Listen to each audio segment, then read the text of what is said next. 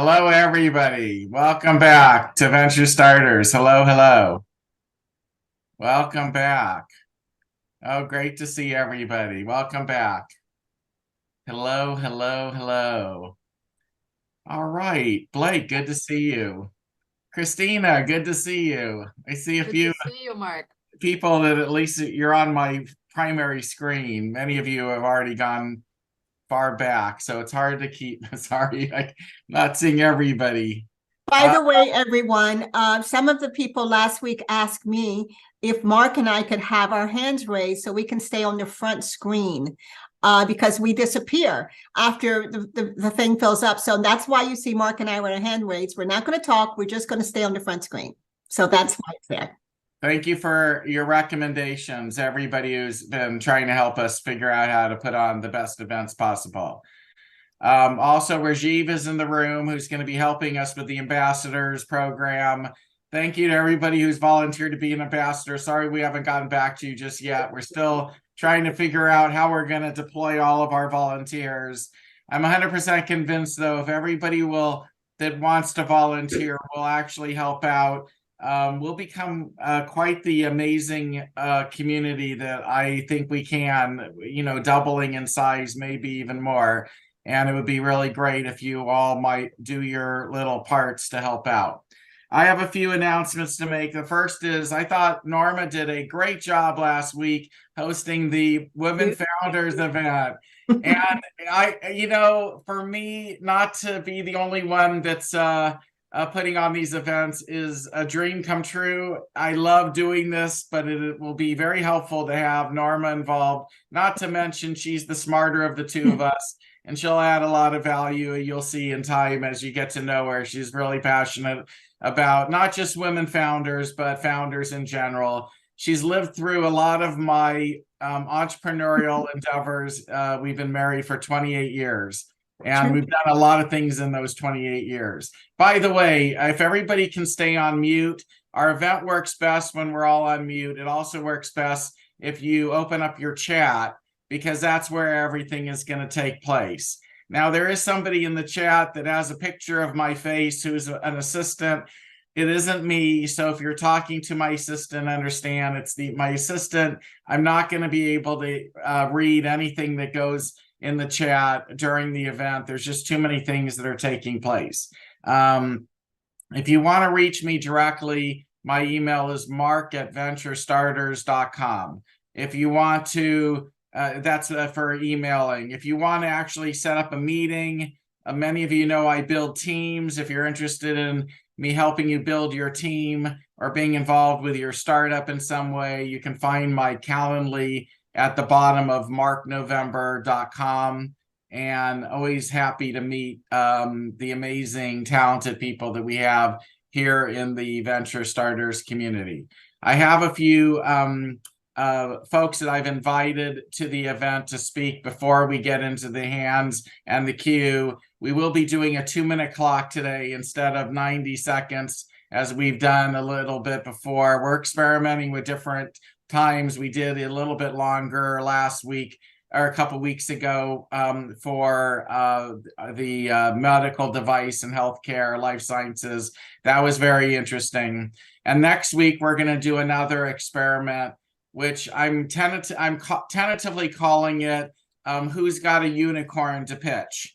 I'm not sure if that's the official name that we're going to use going forward. So for those that actually think that they are going to be $1 billion valuation, and you're willing to put that out there in front of maybe a few of us who might be a little bit of a skeptic and also may ask some more difficult questions than we usually ask at our event, I'd love for you to reach me directly at mark@venturestarters.com and say you'd like to be pitching next week. I will allow you to pitch with your slides. I want you to come in and actually do a pitch that can convince us that you're a unicorn. First time we've ever done slides or a share screen. It might be a complete train wreck. Zoom is not very useful when I ever change anything for our community. It always seems to want to fight back. but let's try. And I'm thinking that maybe 5 companies, maybe more, if I can get enough volunteers to do the unicorn night, because I really want to talk about a few things during our unicorn night experience, including valuation, which is very subjective at the earliest stages. Anybody who tells you that there's a math formula that you can do to come up with a valuation for your company when you are early startup or early stage, I say BS to that. And the reality is valuation is essentially what's the market willing to actually pay. At the end of the day, results, the valuation is based on reality, not what you think or what you might hope for. So I've been wanting to talk about valuation, and I think that it'll be best presented during the night where we're talking about unicorns. It's not to say that the companies that pitch next week won't get to unicorn status. And anybody who comes next, sorry, but you're gonna have to listen to it. My headset doesn't want to work. Wait, hold on. Everybody needs to be on mute right now. I'm sorry. We just need everybody on mute. Mute all.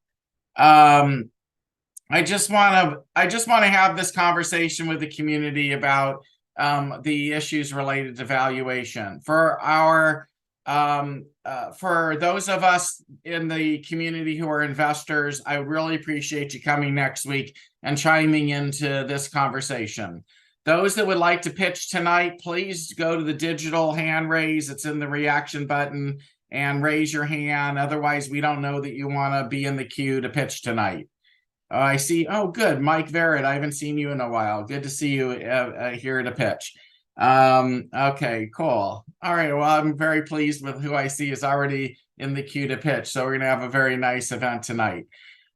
So we have a lot of additional themes that we'll be announcing that cover all of our Wednesday events between now and the end of the year. I'll try and get those all up at our website, venturestarters.com. You can always find the calendar there. Sometimes we're a little slow getting it up there, but please, if you want to register for any of our events, just go to venturestarters.com. It's easier for me to keep driving people there than the way we were doing it before, where I was creating links to Zoom events, and then it was causing some issues at times that I couldn't fix, or not on the fly. But now I think we've got it more worked out. A couple of other quick comments before we get started here. Our audience is still arriving. Look like we're almost up to 100. So we're going to have another big success. Every time we can reach 100 people that'll come and spend time at our event, I consider that a major success. Norma and I and my family, we pay 100% of the cost of putting on Venture Starters and managing it, even having built it. We invested a lot in just building the community and getting it this far so that we can maintain it as a free event. We want it to be free to be able to attend and free to pitch. Our goal is essentially to get you all connected. And we don't have any other goals in mind other than we believe there needs to be a place where you can meet people so that you can be more successful.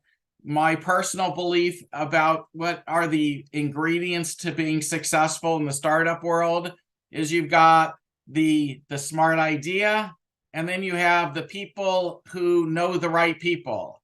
So you may have a team of all-stars that know the right stuff, but if you don't know the right people, you can get easily stuck. So, and I've seen this happen time and time again.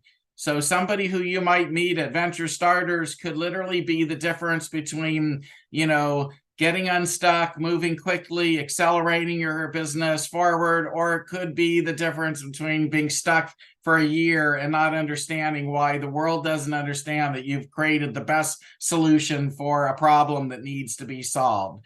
And so Venture Starters is the place to meet people. And that's what we're trying to do, is build a community where you can all connect, meet each other, make some friends as well, enjoy hanging out. And for students that I have started to attract recently, it's a great place just to learn entrepreneurship, to be able to watch and see how entrepreneurs are presenting their information and doing what they do. A couple more quick items here. We're an open to the public event. We are over 100. So I love that. high likelihood that when you have 100 people and a public event, that there could be a bad apple among us. I'm sorry I repeat the same thing pretty much at every one of our events, but my guess is that there's at least a chance that 1% of us, if not more, might not necessarily have the best interests of all of you at heart. Great news is I'm guessing 99% of us do, because everybody that we've met so far has been amazing. But please do due diligence on anybody who claims that they can do it, whatever it is they claim.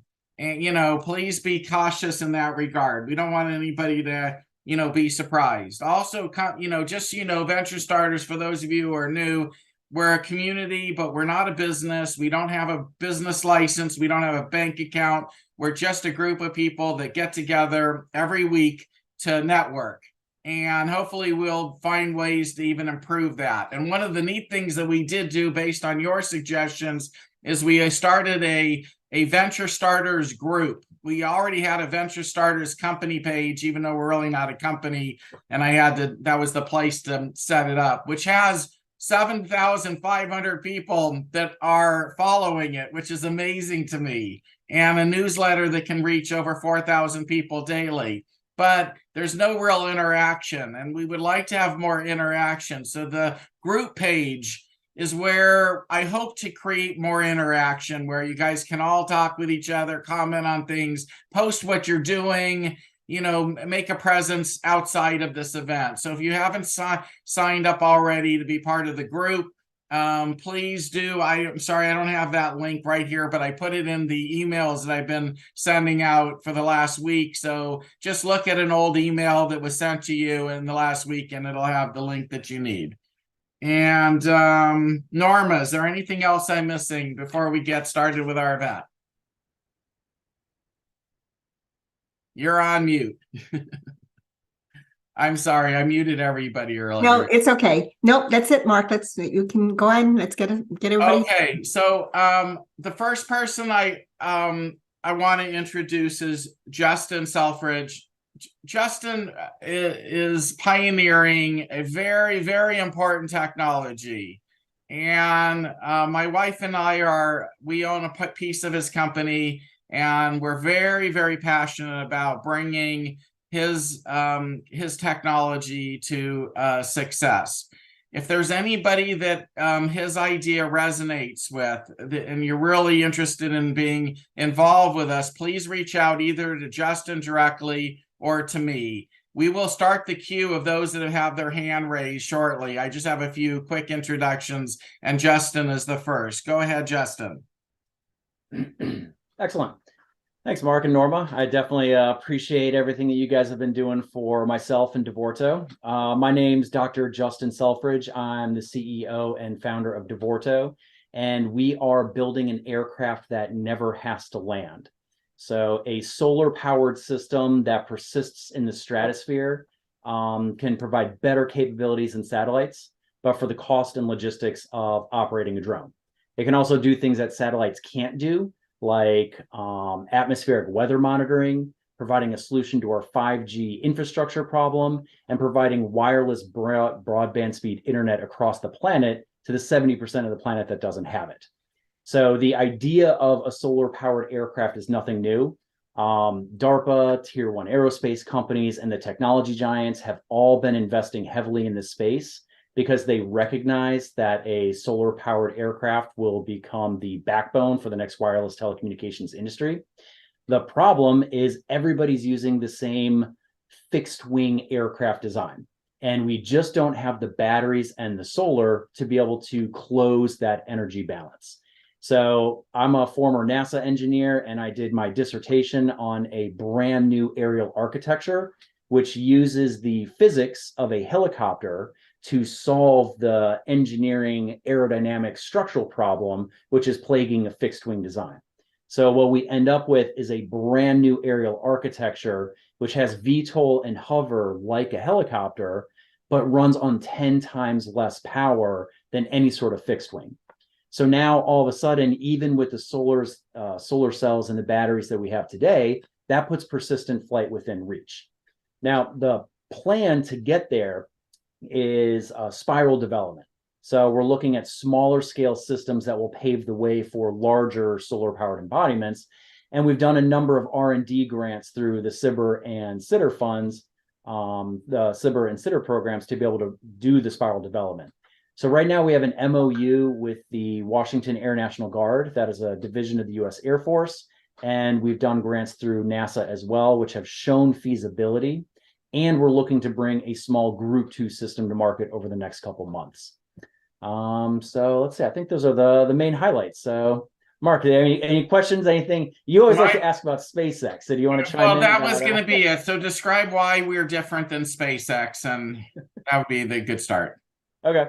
Yeah, so SpaceX right now, most low Earth orbit satellites live at about 500 to 600 miles. But that is too far to do any sort of good two-way communication. That's why satellites generally do maps and GPS, just they send a signal and that's the end of the story. Starlink is pushing the envelope where now they're doing a 360-mile orbit because they want to be able to do broadband speed internet, but that's still just a little bit too far to do the job well. In fact, in their last launch, they lost 80% of their hardware because they're just too close to the atmosphere. So what a solar powered aircraft does is it resides in the stratosphere, which is only 12 miles up. So 12 miles versus 360 miles, we're 30 times closer. So that means our signal latency goes down by a factor of 30. So now we're no longer needing a dish to be able to provide wireless internet. We're actually close enough where we can connect cell phones. So we can do broadband speed internet without a dish and offer 5G connectivity. I know the other question that Mark always like to ask is, how many satellites does Starlink need? Right now, they're scheduled or slated to put up 42,000 satellites in their constellation. And the question you may ask is, why so many? Because the use case has changed. We're no longer trying to send, again, GPS coordinates. Now we're trying to connect people to their phones. So to service the planet, Starlink wants to put up 42,000 satellites. Now, the main hurdle that they're going to have is a lot of the planet is covered in oceans and remote, desolate areas. So if you think about 70% of the planet not having people, the problem you run into with satellites is they have to stay in a prescribed orbit, right? Do not let go, do not pass $200. Once you put it in orbit, it has to stay there, which means for every 10 assets that they put up into the sky, 3 of them are doing something useful and the other 7 are sitting there idly. So compared to their 42,000 satellites, we'll be able to do the job for about an order of magnitude number of assets. And again, we don't need the dish and we're 30 times closer. And less expensive. And way less expensive, yes. And we're and we haven't needed to raise money for a while, but literally now we are gonna start to look for $750,000. And well, and the reason for that too is so much of it has been, we're in kind of this interesting intersection where up to this point I've focused my entire time on R&D. So as you can imagine, a brand new aircraft that's never been attempted before needed to do the avionics, needed to collect data, needed to model the system, needed to validate the equations in the PhD. But now we're nearing commercialization. And so we've done the customer discovery process and realized that our first market, we're not competing with other Group 2 aircraft. We're competing with piloted helicopters, piloted fixed wing. But right now, sort of what I've been spending the last couple of months is getting the R&D fully wrapped up into an MVP that we can deliver to our customers. So we've already tested the thesis with who we want our beachhead market to be. Now we've just needed the hardware to be able to put it in their hands. And so that's been the latest and greatest effort.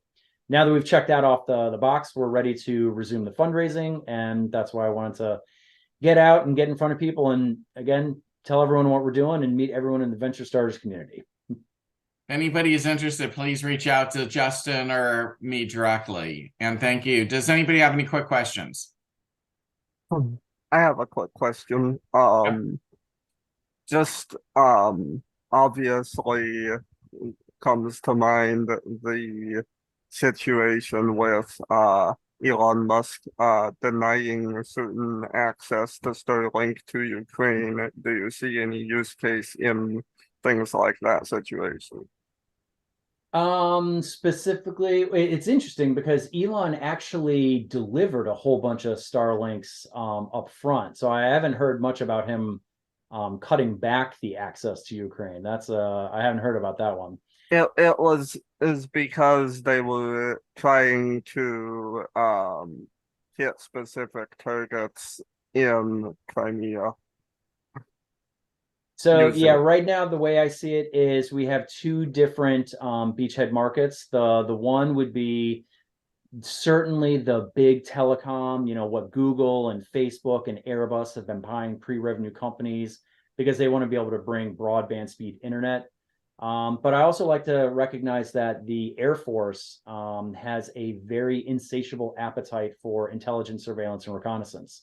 And having an eye in the sky, the way I like to see it is if you have better intelligence, then at least let the military make better decisions.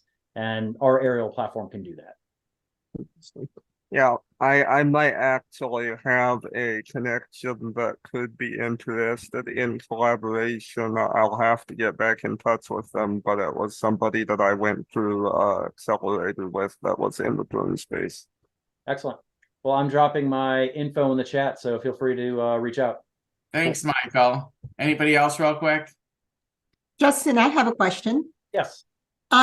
So I know that your satellites can be serviced, brought down, and sent back up.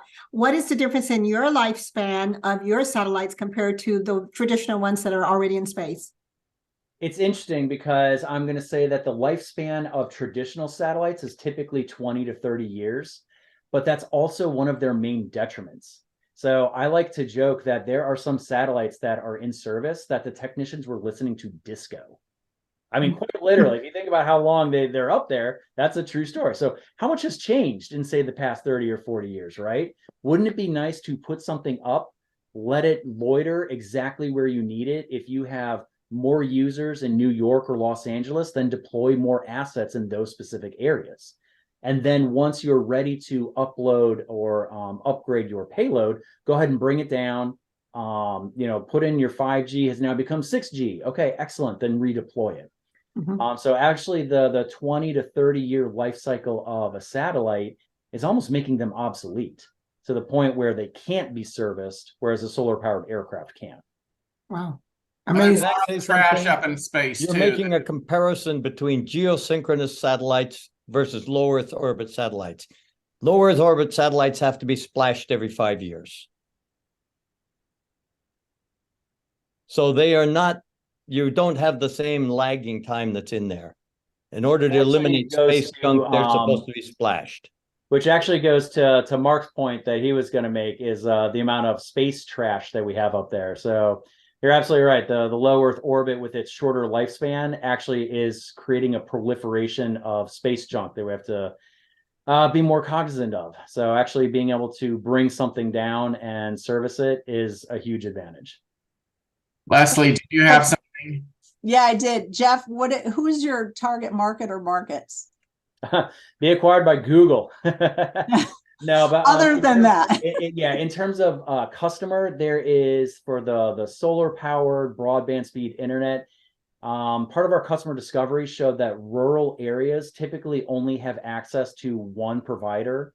Right now, it costs about $27,000 to lay down one single mile of internet fiber cable.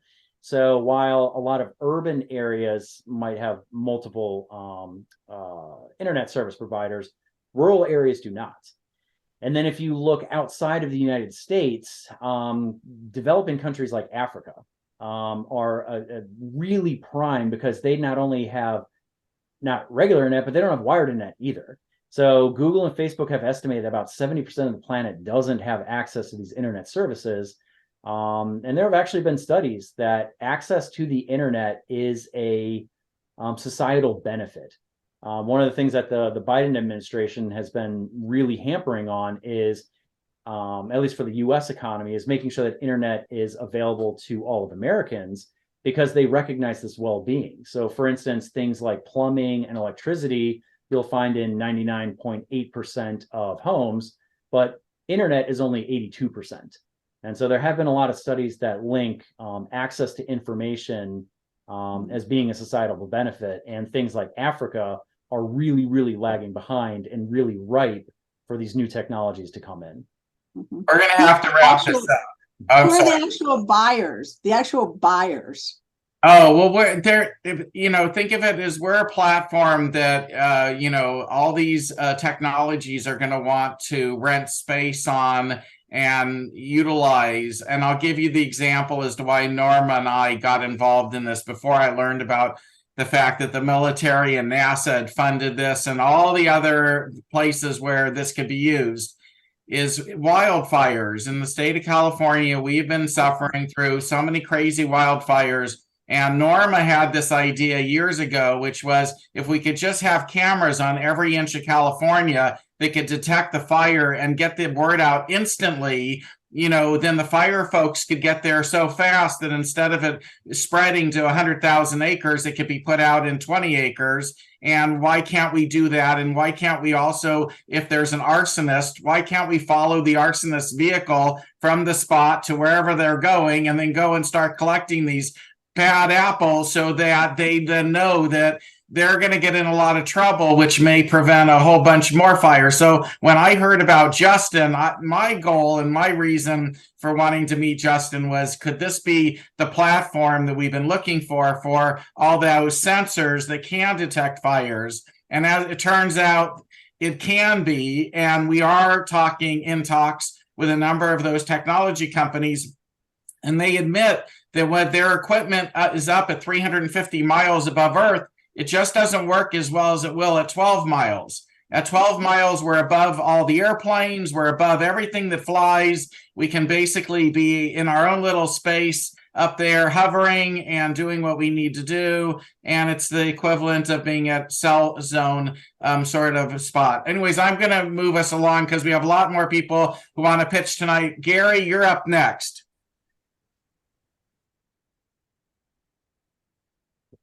My friend Gary, are you on?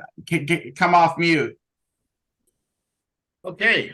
Hello, everybody. I'm Gary Goldstein, CEO of Instinctive. Just full disclosure, Mark is on our board. Thank you, Mark, for being on our board. I really appreciate your help that you've given me all these years. And we have an announcement tonight that I'd love to make. It's pretty exciting. First, what do we do at Instinctive? We are delivering solutions for the future of work problems today. We're the employee validated database of record. And so therefore we keep all HR and employee data in sync, which is where we get our name. We're automating HR and benefits. We're multi-tiered architected to handle the complexities of our industry. Service providers, almost anybody providing services to businesses and corporations, enterprise-sized companies, SMEs, associations. We've got a big block of associations, independent contractors and gig workers, and we're facilitating critical HR processes. So how are we doing today? So we have 15 distributors, soon to be 17 distributors. We have over 80 client companies. We have 9,400 employees. One of those employer groups actually has 47,000 members on our system, and we get paid based on who has actually done enrollments on our system. We last year did 140K in revenue. This year we're doing 345, and that's all without outside capital. Next year we're already on schedule to do 650 to 900,000, again without outside capital. We've gone from 11,000 in MRR from last November to 27,000 this September, and expecting 45,000 in January. So as of August, we are now positive cash flow. Yay, all the entrepreneurs. Yay, it's true, it's true. I know it's important to have cash in the bank at the end of the month as opposed to, not, right? I mean, that's the whole object of the game. And so, we're doing really well. COVID turned everything upside down. Businesses now have to manage office remote-based employees. They used to be able to have best-of-breed solutions and multiple points of data entry, but that causes bad data. Bad data creates unhappy employees. Unhappy employees creates turnover.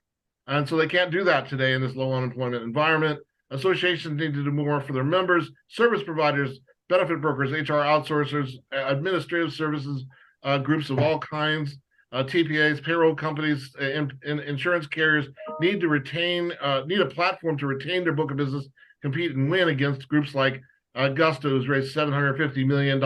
Rippling, I just saw, has raised $1.2 billion. Neither of those guys have break-even cash flow or profitability anywhere in sight. So we come at the world as a consultant might. We have 4 product lines that can be offered separately or in different combinations, depending on the problem that we're being asked to solve. And this business model is really starting to play itself out. We have document automation and management. We're an HRIS system. We do benefits administration. So some companies just come to us for our document automation and management capabilities. Some companies just for benefits administration. And then our Instinctive Hub is our vision is to integrate to best of breed solutions and tie everybody together. As the employee validated database of record, we pre-populate all the forms that we have from each employer group with our algorithms, with the employee validated data, and then we can also pass that data securely to third-party systems. So really at our core, we're a database to database data integration, synchronization, and management company. We've got a phenomenal team. I've been in this business before, had a successful exit.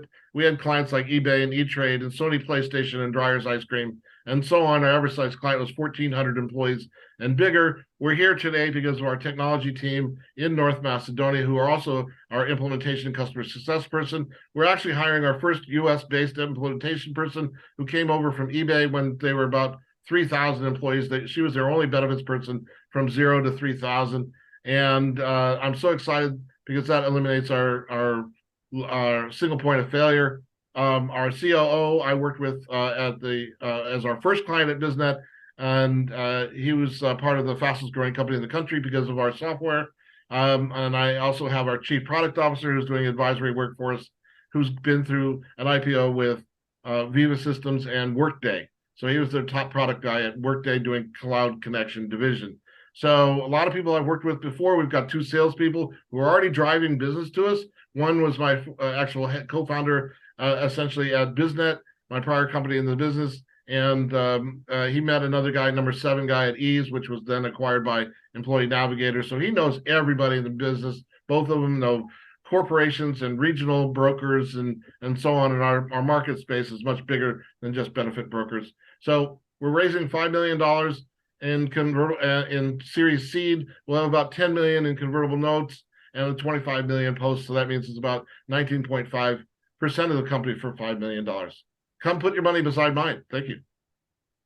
Gary, I'm going to save questions and answers for anybody who's interested. Please reach directly out to Gary in the chat or reach out to me. There's a lot to digest here. Basically, we have customizable solutions that nobody else is doing. It may sound like we're in a crowded space, but we're actually doing some very unique things. And it's worth talking to Gary if this is something of interest. The next person I'd like to bring forward is 21-year-old Kevin, who is going to disrupt the storage, the computer, the data storage space. Everybody meet Kevin. Hi, I'm Kevin, CEO and founder, Recard, a tech and finance company transforming cloud storage. We've saved over 275 clients, millions of dollars. That's $55 million in cloud storage costs compared to Amazon. And our AI-driven platform has cut 400 million kilowatt hours on emissions. That's basically equivalent to driving a car 800 million miles. And we're revolutionizing cloud technology. I'm looking to connect and explore more. Our business model is pretty much $2.5 per terabyte. That's 20 times lower than Amazon. And while these big giants like AWS, Google, Backblaze are there, our true strength kind of lies in cost efficiency and eco-conscious.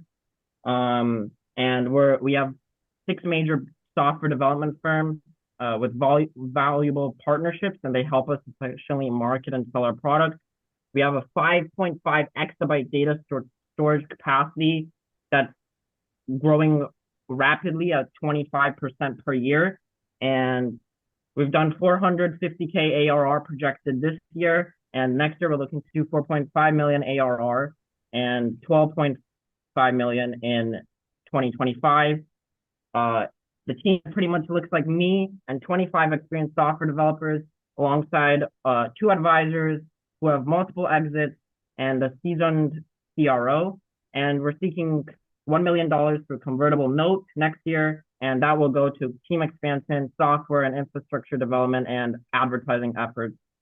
I'm looking to connect with you guys, and hopefully we can drive a world where idle computers that aren't being used can drive sustainability and savings for businesses. Thanks so much. I'll put my details in the chat.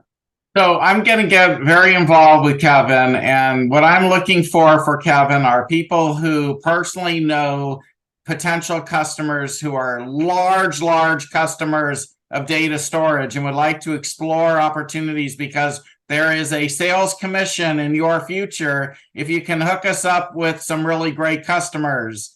And then, of course, if you're interested in investing, reach out to me or Kevin directly. But we would like to be able to grow the company through revenues, and we just need some additional big customers. Many of you will see that there's a huge difference in cost. People will save money, and you can put a lot of money in your pocket by making those key introductions, and we'd be delighted to talk to you about that in more detail. I'm going to go now and start with the existing queue of all of you volunteered to pitch tonight. We're going to put our clock on, 2-minute clock. At 1:30, you'll hear the first ding, and then at 2 o'clock, you're going to hear ding, ding, ding. That means please wrap it up. Michael Camp, you're our first. Go. Hey, Mark, real quick, if I could, I'm here with my CTO founder, Lee Mosbecker, and Lee's actually the brainchild of this particular project.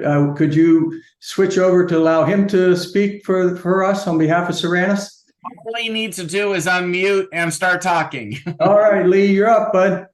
Hi, everybody. I'm Lee Mosbecker. I'm a physicist by training, but an entrepreneur at heart. I sold my first company when I was 21.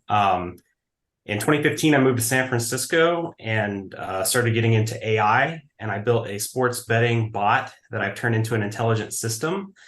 Right now, we bet about $200 million a year offshore, and we're going to bet $1 billion this year. From there, I took my talents to venture and saw the problems associated with venture. I created a stakeholder value network, which is intelligence plus people. So we amplify human intelligence, and we align incentives for all stakeholders in the venture community. I can go through the product sort of as a story.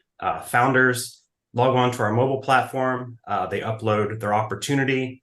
They add 5 or 6 videos around key aspects of their business and an executive summary. Fill out the homepage of the opportunity. Our AI takes all that information, we break it up into chunks, and we send it out to a team of 10,000 experts, whether you're a marketing expert, whatever your area of domain expertise is. You take that and they will evaluate that. It could be technology. They give you a score. We track how well they do. We give them equity as a participant. We then, if you get a certain score, we will fund you with our fund pretty immediately. So we make that experience really great for the founder, and then we also syndicate that through the investors on the platform. So Mark, we're a competitor, but we want to be a partner. I don't see you as a competitor at all. I mean, we're not, there's no competition here, but I would love for you to continue to come and, speak so that we can get to know you. Are there any questions of Lee?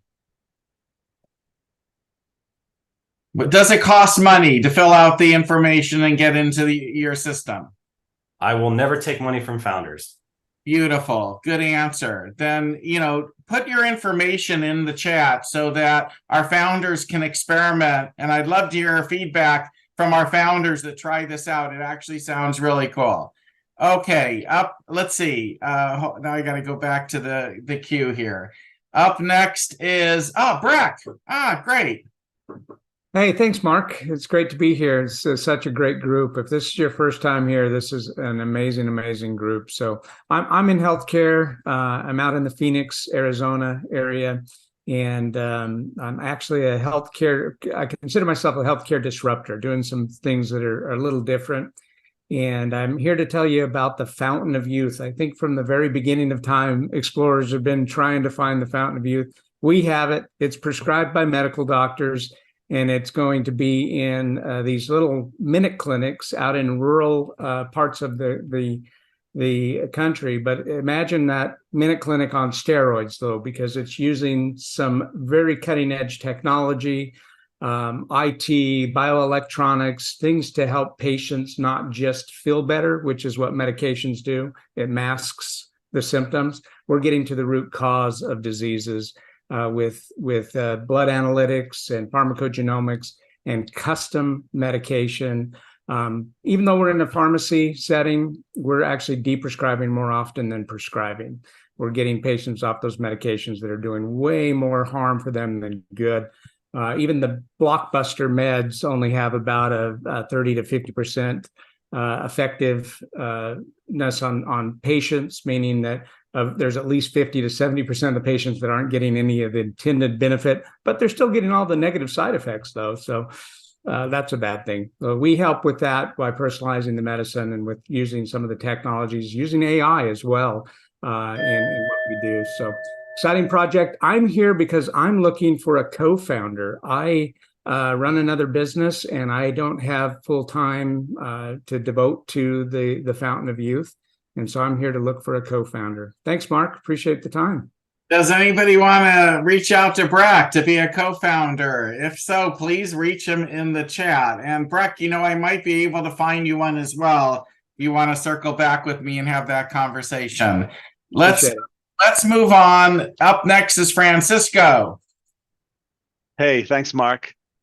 Yeah, I'm Francisco, and I'm a cybersecurity engineer. I started hacking in university. I hacked my university twice.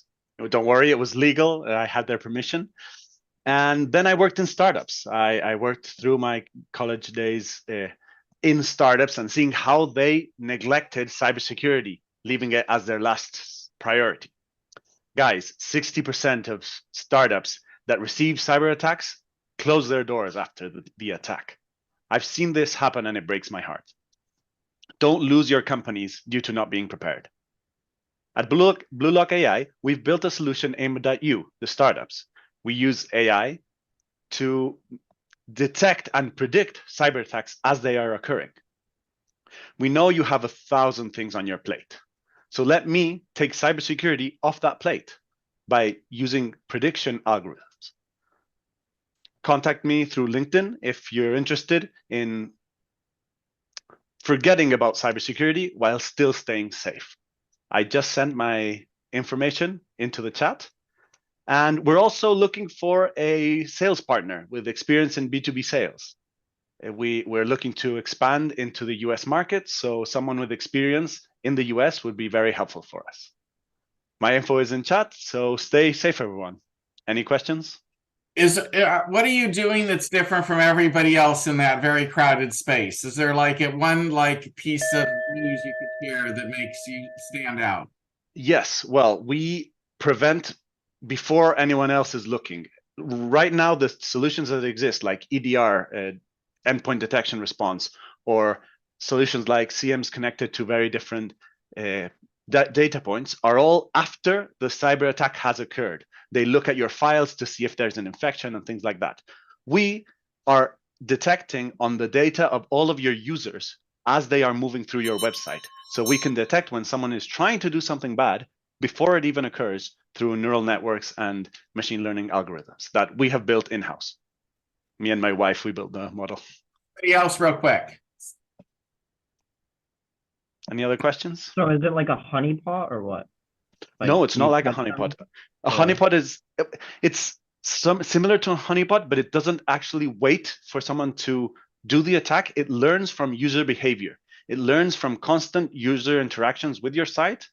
And when someone is trying to do an attack, the behaviors and the different mechanisms they use is very different. They go into small sites that no one goes into or tries to send a form many times, things like that, which are behaviors very different to the common user. So we detect these behaviors and we can block them before the attack even goes through.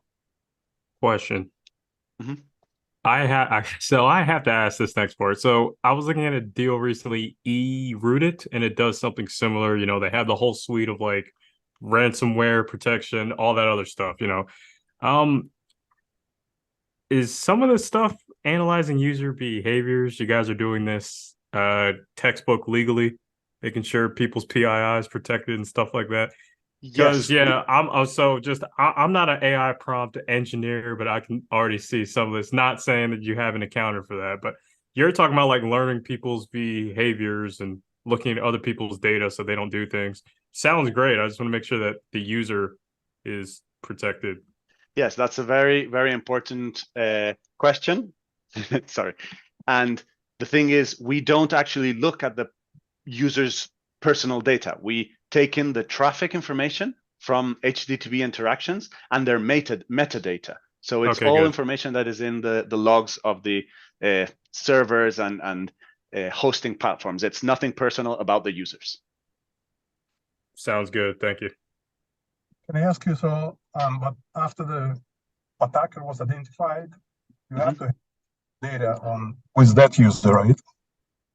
We have the IP address, which comes with every interaction between an HTTP connection, and we can block that IP from accessing the websites and the servers, so we can stop any actual attack coming in. The person is not identified, attacker. No, the person is not like the actual person. No, it's just where the computer or server IP address is coming in. We can block that. Gotcha. Thank you. I think we're going to move on. We don't have enough time for another answer or question. Rajiv, you're up next. Thank you so much, Mark and Norma. Norma, you crushed it last time. You were amazing. Just want to give you another shout out. And also, Mark, thank you for entrusting the Venture Starters Ambassadors program with me. I'll be reaching out to everyone soon. So watch out for an email coming from Rajiv at venturestarters.com. So this way you know that it's legit. And yeah, so that's as far as that goes. Today I'm here to talk to you about product launch. What you may not realize is that I helped Unilever get into the Guinness Book of Records for their launch of Lipton Green Tea in India. The launch was so successful that it sold out the product nationally in retail and wholesale twice back to back. And this has never happened in the history of Unilever or in that product category, which was hot beverages. And the innovation that we did was we created the world's largest online collaborative jigsaw puzzle with over 25,000 pieces, which at the height of the campaign had 300,000 active users. And that is what got Unilever into the Guinness Book. And of course, they were really happy the fact that the campaign worked and it sold product. When it comes to product launch, it's really important that you have a clear idea as to what your strategy is, what you're looking to do, who your audience is, what your message is, and then the various steps that you need to take to get things done. We have a solution that enables that, which is called Lily Launch Tools. It's a very easy to use software that essentially is a container for your go-to-market strategy, such that you can see your strategy and then have your partners interact with it in a way that it becomes tangible and less abstract, so that everyone in your team knows what to do and when to do. Now, when it comes to product launch, there are a few other things that could delay you, like bad press and scandal. And that's something that we erase as well, since we erase bad press and scandal from the internet, because that can cause a lot of confusion in people's minds, and people may think the worst of you. And that's what we do. Success guaranteed or your money back. Thank you all for your attention, and watch out for my email for the Venture Starters Ambassadors program. Thank you, Mark and Norma again. All right, great. Meet Rajiv in the chat. Almost all of you know Rajiv if you've been part of Venture Starters. He's one of the more visual ones in our community, and please help him help us. Please help be a volunteer. Daryl, so glad to see you. You're up next. Thanks, Mark. And I echo a lot of what Rajiv said. You put together a great community. I've enjoyed being an undercover ambassador, but working with Rajiv and others in your community. I know a lot of faces here, so thank you for the time and opportunity. You could start the clock. So I'm Daryl Haberman. I'm excited to tell you about Rakoti, a multi-tenant SaaS platform that will revolutionize the way that teams, athletes, and venues interact with each other across the sports and entertainment industry. We're a team of longtime sports executives who have come together to solve a major problem, and that's how to develop needle-moving evergreen relationships with fans. Poor marketing ROI, social media interactions, and on-field performance have led to frustration in this space.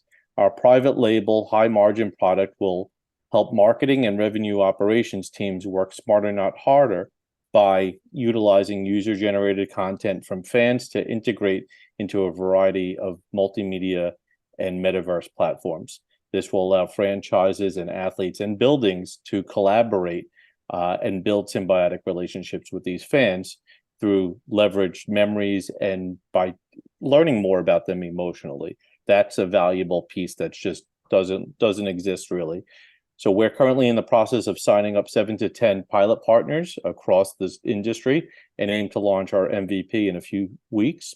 Currently running a closed beta, and we have secured our lead investors and have raised nearly half of our 500K pre-seed goal. The capital will assist with product iteration, sales, marketing, and operations costs.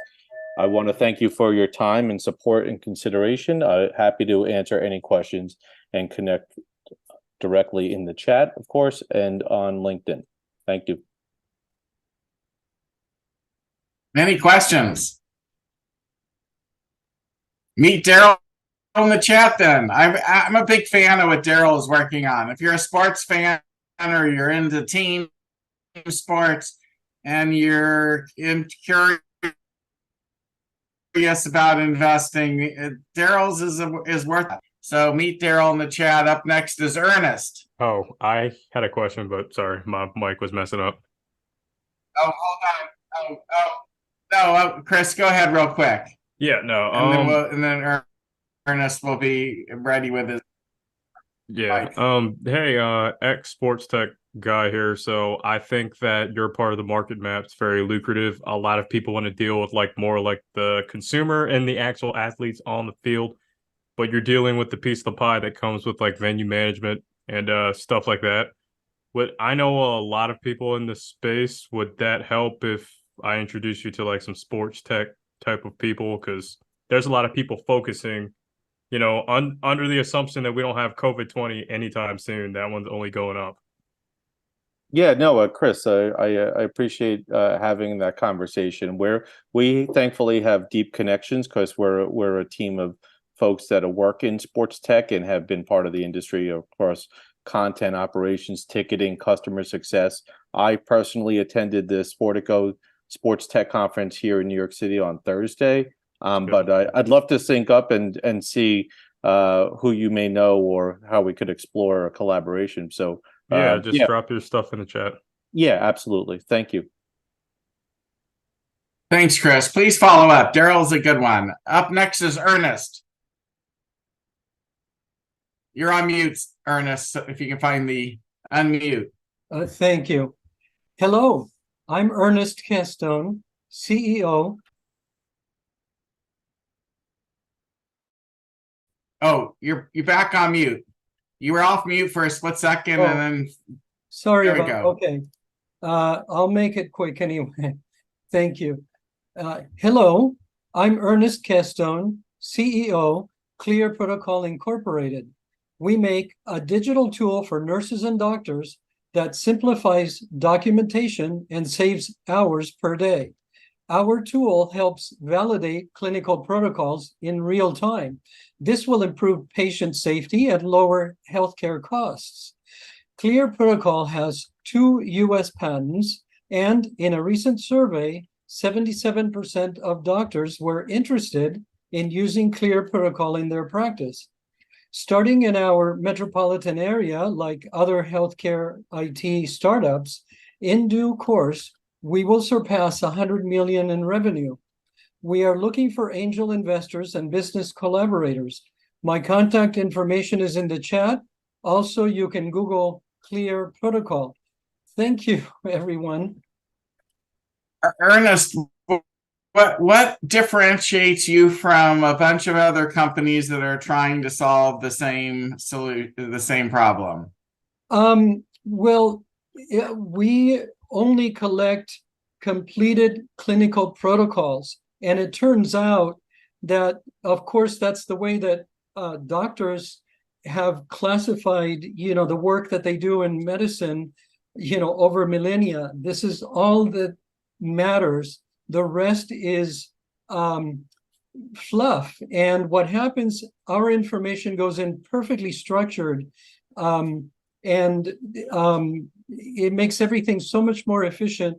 And by the way, we do everything voice operated with wearable electronics. So they don't have to write anything. As soon as a doctor finishes or a nurse finish a task, they're done documenting it, and they can go on with their life, or they can go home. They are typically spending more than half their time now in documentation.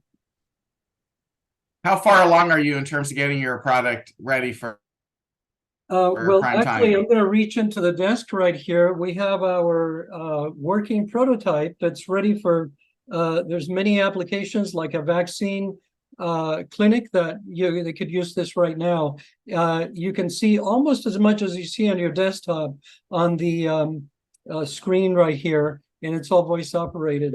There's very, very good hardware that's available. It's come out in the last few years.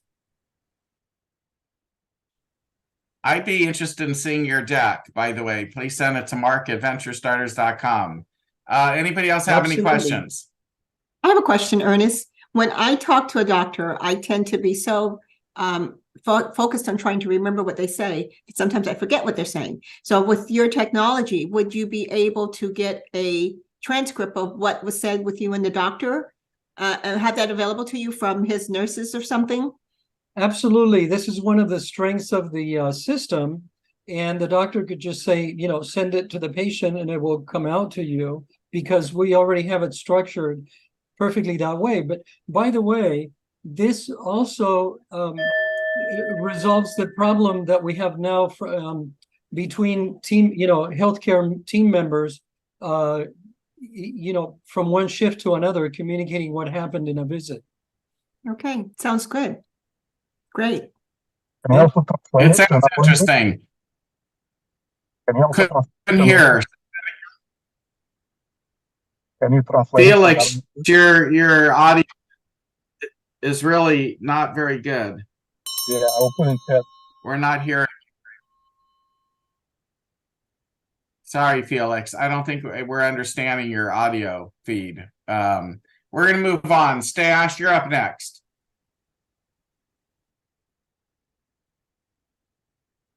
Hi, everyone. Good afternoon. Good evening, wherever you are. My name is Stash Harrison. I'm the CEO of Market Intent. We created an AI sales agent that increased selling by 78%, allowing sales rep to get more face time and build stronger relationship. Our AI helps sales rep with their non-selling tasks, such as research, prospecting, lead gen, scheduling, freeing up more time for actual selling. Market Intent is a SaaS platform. We just signed our first big deal, and we have 3 other verbal yeses. Right now, we urgently need help to meet this existing demand. So we're looking to raise a 500K bridge round as we raise a larger round later. Any questions, please let me know. I'll turn back the time. Keep it short and sweet. Thanks, Stash. By the way, I just want to take a moment to ask everybody in our community if there are any of you who would like to put on a workshop for the Venture Starters community.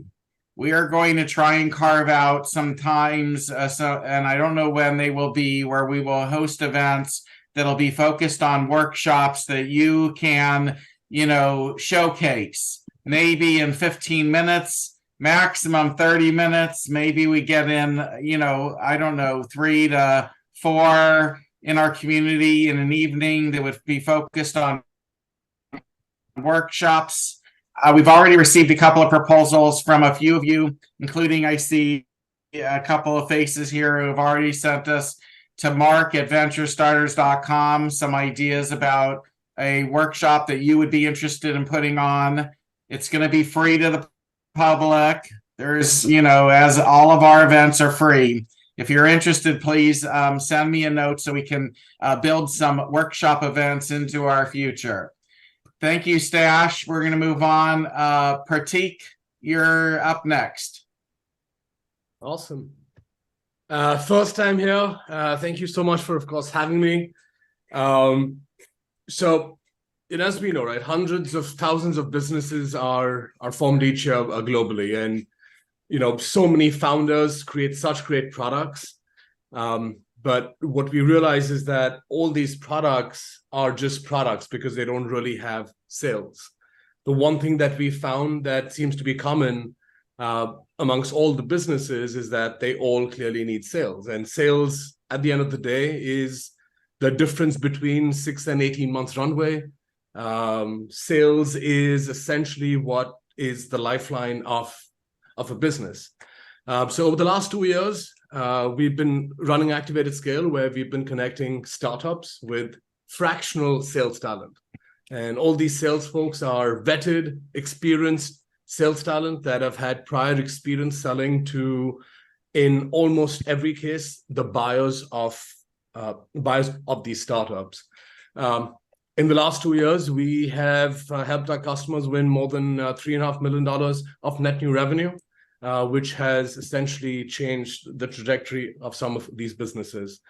At a high level, I've been in sales all my career, and it's been a good 20 years, and I've either worked for a true startup or worked with an established business that was starting something new. So I essentially know what it feels like and knows what it's like to, of course, build from absolutely nothing.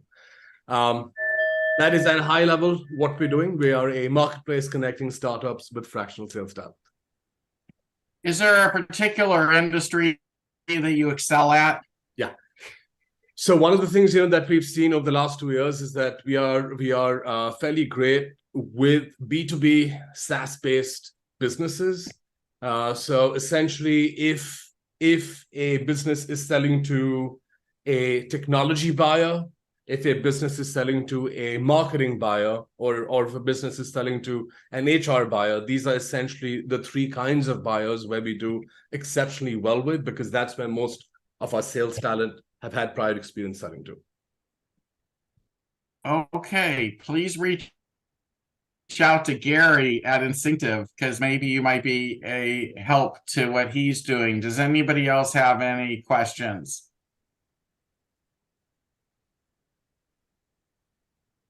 Okay, meet our community in the chat, and we're going to move on because we still have 20 people that would like to pitch tonight. Rami, you're up next. All right. Hello, everyone. Doing a sound check here. Can you all hear me well? We did hear that. Yes. Okay, good. So we're good. I can hear you. Hello, everyone. Okay, cool. Glad to be here, and thanks for letting me pitch here. I've been part of these events for a few times now, but first time pitching. So I'd like to share that my name is Rami. I met my co-founder Sean about 3 years ago.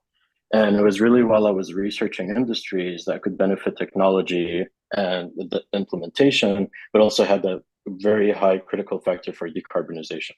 And so that led me into the world of the built environment, everything that shapes the world around us. And the industry that takes care of that is the AEC industry, architecture, engineering, construction. Last year alone, about $1 trillion went to waste because of all the inefficiencies that exist in both the operational side of things, but also the ways really that specification and all design processes and construction processes are handled. So it's a real problem. Now, the problem really is not that there aren't solutions. There are solutions, but they're not being implemented. So the real problem is the solutions are not being implemented as effectively as they could be.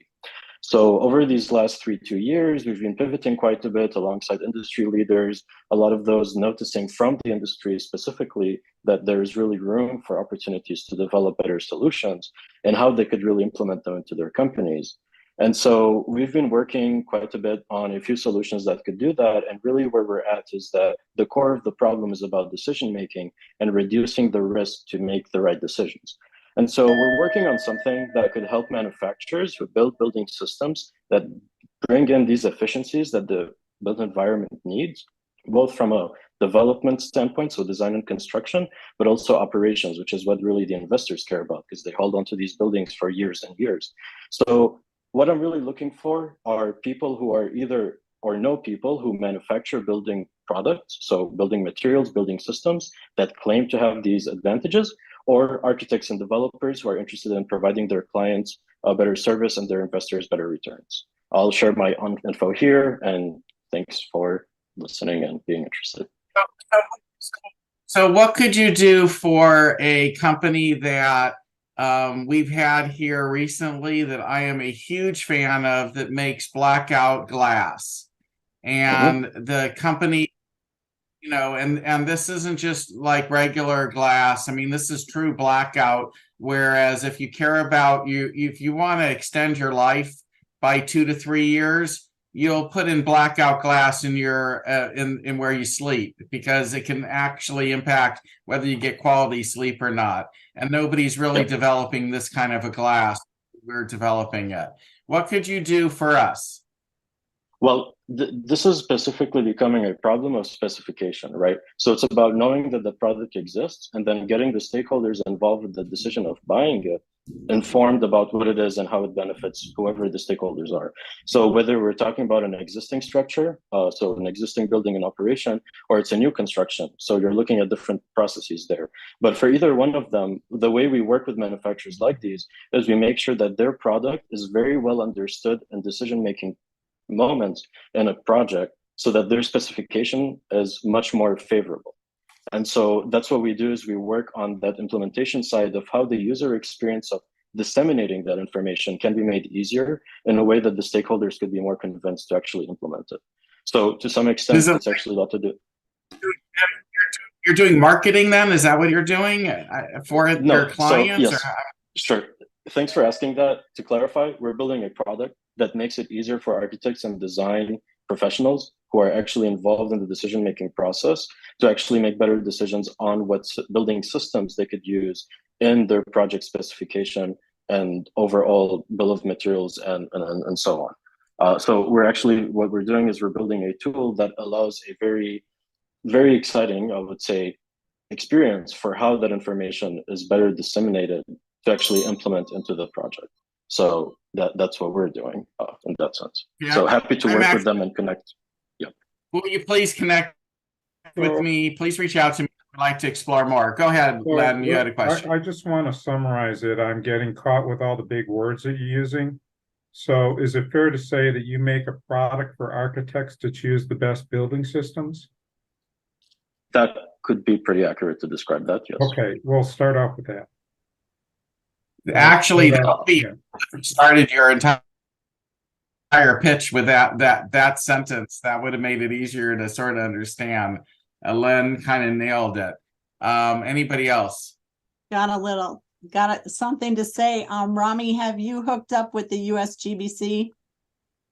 In fact, yes, they're part of who carry lead and so on, and happy to connect with more of them. I live in Austin, so that's in Texas, but I'm definitely focusing across the US where decarbonization, especially New York with Local Law 97, for example, are much more a priority. But yes, definitely. And happy to connect with more folks if anyone knows some. Yep. Okay, we're going to move on. Thanks, Rami. Very interesting. William Thanks, Mark. You're up. Yeah. Thanks, Mark. My name is MVP Engineer. I'm a unicorn today. I'm just simply the best Python engineer for any startup. I'm a software prototype lab. 0 to 5,000 lines of code. Then I take equity and start again. Minimum viable product. Most valuable professional. I built 2 prototypes for $4 million companies remotely for 20% of the competitor price with 0 meetings. I lost 80 pounds, increased my test 100%, and built this company in 9 months. Then I crashed in the hospital. Now I'm recovering with a new life, ready to explode these ideas while I practice on other people's ideas. I built Zagat, an app with 0 lines of code within Google. I built Terragen, a crowdfunding site for farms in Canada. Trendmaker, a usable marketing website for Midjourney, better than DALL-E 2. built for 16K instead of 87K from a direct competitor. I sold 2 productivity apps, socialpomodoro.com, and a monetizing unsubscribe robot, an unsubscription service with perfect privacy. You pay to get unsubscribed from the worst spam in the world, the stuff Google can't figure out. You forward the spam to unsubscriberobot@gmail.com, and that's it. We use a bespoke browser session to click through and unsubscribe for you. Now I'm building a mobile game that is Doom 2 meets poker meets Pokemon Go. AR means immersive. Poker means incomplete information. Doom 2 means first-person shooter. It's called Lo-Fi Shooter. MVP Engineer is me, my name, my best brand. I'm not selling equity. I'm selling consulting for cash and equity in your company. Only good apples that want to partner, get in touch at mvpengineer.com. Thanks, guys. That was a good pitch, by the way. It's not a good pitch. I'm a good engineer. And I'd be interested in talking to you directly. It was a good presentation. I mean, it was still a good pitch. Yeah, You're already on my it was calendar. still a good pitch. Not everybody was a good pitch as well. Good. I'm glad we're on the calendar. Does anybody have any questions of William? Yeah, I Then love. meet William in the chat. It was. Oh, go ahead. Yes. Do you have any like portfolio or examples? Because we're just looking Something to like that. mvpengineer.com. Search MVP Engineer. I'm the top 5 results. Okay. I'm a fractional CTO. I coined the term. I'm number 2 on Google. Now I'm number 15, but everybody wants to become one. I was number 2, and then people leapfrogged me while I went and hired and spent some vacation in the hospital. So now I'm number 15. But that's the new trend, fractional CTO. I just come up with new words. Have you heard of a wage note? It's not even on Google yet. I know what it means. That's how I work, wage notes. It's like a convertible note for wages. So I'll work for you for a wage note. And that is a clever word, phrase. I'm a branding, Okay, I'm a well, branding genius. Go ahead. You're memorable. I look forward to meeting you. For the rest Can't wait, of Mark. our It's community, gonna be good. meet him in the chat. I hope you. Thank you, guys. It was I have very a interesting question. you join us. Yeah, go ahead. How do you secure your? Who was asking? This is Len Bland. How do you secure your interest in these companies? Me? Yeah, ChatGPT. ChatGPT. I don't have a legal team. I just asked ChatGPT, write me a contract to do this shit. I'm going to just put the word wage note at the top and say, this is a convertible note. I get the money when the money comes in, when the first investment comes in, and I can trade my money back and forth for equity at every round. I just pick the best rounds because these founders are desperate for me. Oh, I agree. I agree they are. That's how I secure it. I say you have no other choice. You have to do what I say. And this is the contract that you're going to sign. And then I build it for 15 grand instead of 100. And then I get equity in this company wherever I want it to be. Because that's how people get fucked in companies. Sorry. They do the wrong, they get in the wrong round. And I'm just going to say I'm in every round. Is there a cash component to all your contracts, or is it all equity? I have to get paid. They have to pay me $15,000 so I know they're serious and I can eat my fucking smoothie because I'm hungry. I have to pay for food. Yeah, I get cash. William, just a quick question. Yeah, very impressive. I like your confidence in how you present yourself. I appreciate it.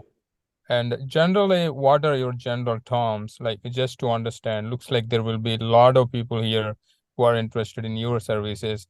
So if you select somebody, what are Look, the norms? it's scale. It's just based on how many people I can hire under me. I've spent like 500 grand on Upwork. So I put out a job, everybody wants to work with me. So it's just scale. It's just getting enough people in the company quick enough to duplicate myself. I have other fractional CTOs that are working under me, and it's just my guarantee because it's my name. I'm a Google engineer. I've done all the stuff. I'm a principal engineer at Row, business banking. It's the business credit card. So that's the problem, is just the scale. And honestly, working enough. Because nobody in my life believes in me. Not a single person. Not my mother, not my brother. They don't believe in me. They think I'm crazy. But I'm not fucking crazy. Look me up. Well, you're in the right place. So thank you for your answer. I appreciate it. The only one that believes in me is my girlfriend. And she's gardening for me right now. And she's giggling. We got the garden. We got the garden. So I appreciate everybody's help. I'm not taking any more time because I was a little bit of a dick when the first guy was taking too much time. So you move on. I'm going to read through the chat and I got to go smoke. I'm not smoking. She's smoking. I don't smoke. You're an interesting character. Thank you for livening up our night. I can't Callie, wait. you're Thank up you guys. next.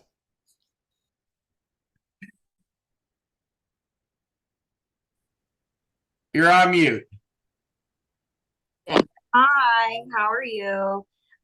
Okay, so my name is Callie Taub. I'm a co-founder of Unpreserved. You can go to unpreservedportfolio.com and see our brands, as well as Mark cracking up from the previous guy speaking. You did a great job, dude. I would love to also smoke with you at some point because I think that you are it. And whoever you are, whatever you do is probably going to do well. Okay, William, great job. Okay, I've been at Venture Starters for a long time. My background is in digital and optimization startup culture. I've been around so long that I had an exit that was bad. I've done this a few times. I'm one of the co-founders, again, of Unpreserved Portfolio, but we have recently discovered that we can't be a B corporation anymore in Ohio. That's a state law. You can't be a B Corp. So we decided to file our own 501c3 and we got our EIN and we're waiting on the 501c3 now. We are going to have a company and a brand called Love Bombing, and we registered lovebombing.org. So William, please call me. I'm one of the ladies from Girls Who Code, and you're like the most tech bro dude I'll ever talk to from this. Like, I really mean it. You're why I got involved with Girls Who Code, dudes like you, but I think that you may be able to fix our issue, that we can help so many small businesses. So I will definitely reach out to MVP Engineer. I got it. I got the memo. I see the post. And one of the things wants to do is go in quarterly and revamp the marketing top down, front to bottom for small businesses. We picked one already. It's called Milky Way. It's in Cleveland. The guy is adjacent to a nonprofit I know. He owns 2 restaurants, one in Ohio, one in Pennsylvania. And he and his wife decided, they heard about a baby that was abandoned. They decided to adopt a baby with Down syndrome while they own one of the busiest restaurant groups in the country. So Love Bombing wants to go in and help him fix all of his marketing and do it all. And we're the ladies, and my binder full of women is all involved because I had to divest and I started my own 501c3. I'm no longer going to be doing any fundraising for any of my other women, which means no more Girls Who Code, but I'm still like their poster child. So for my perspective, this is a very big moment. I spoke about it with Rajiv. Rajiv is so cool. He has my cell phone number and my husband's cell phone number. That's how legit he is. So please make sure that if you see his email from Venture Starters, you make time to speak with him. And Mark, yes, I will help with the seminar, but I think you need Bob from Case Western. There are 6 really cool floors of things that people can learn about, from rockets to 3D printing to, like, he said I could build one of my designs into a 40-foot billboard, like, for free. He said he would do it. I thought it was just awesome. So please think about it that way. And if you're looking for support, I'm here. I know that I've gone over my time, but I really want to reemphasize, Norma, keep it up. You're making Mark look good every single time you're in charge. The women really appreciate the support. I'll say it. You've been married for almost 30 years. There's a reason that she's awesome, and you built his career. I know it because I'm my husband's wife, so I get it. Norma, I'd love to Zoom with you about my nonprofit with your ideas in a few months once we get our 501c3 and launch the website after I get my 501c3. I'm doing this all the right way. I thank you for your time. Take care. Got to wrap it up. But what I love about our community is we've got a bunch of personalities that are really starting to become, visible, and we're all getting to know each other. And I will say this to those of you who are pitching, bring your energy. Investors get excited. I usually end up noticing the people who bring a lot of energy to the presentation. Doesn't mean that I want to invest in them, but bring some energy. It's always fun to see Mohammed, you're up next, and you get the honor of following a couple of high power presenters there. Thank you, Mark. I would actually Can I like say to something for a ask. second? Sorry, go ahead. Mark, I just want to say something. Thank you, Callie, for the lovely things you had to say. I appreciate you so much. And yes, we'll get together and talk. We have people in the chat asking us, please, to stay on the clock. I know. So that they can get a chance. So please, everyone, let's stay with our time frame. We gave you 2 minutes this time. I'm sorry. I can go over. Okay, everyone, just so we know. That's okay.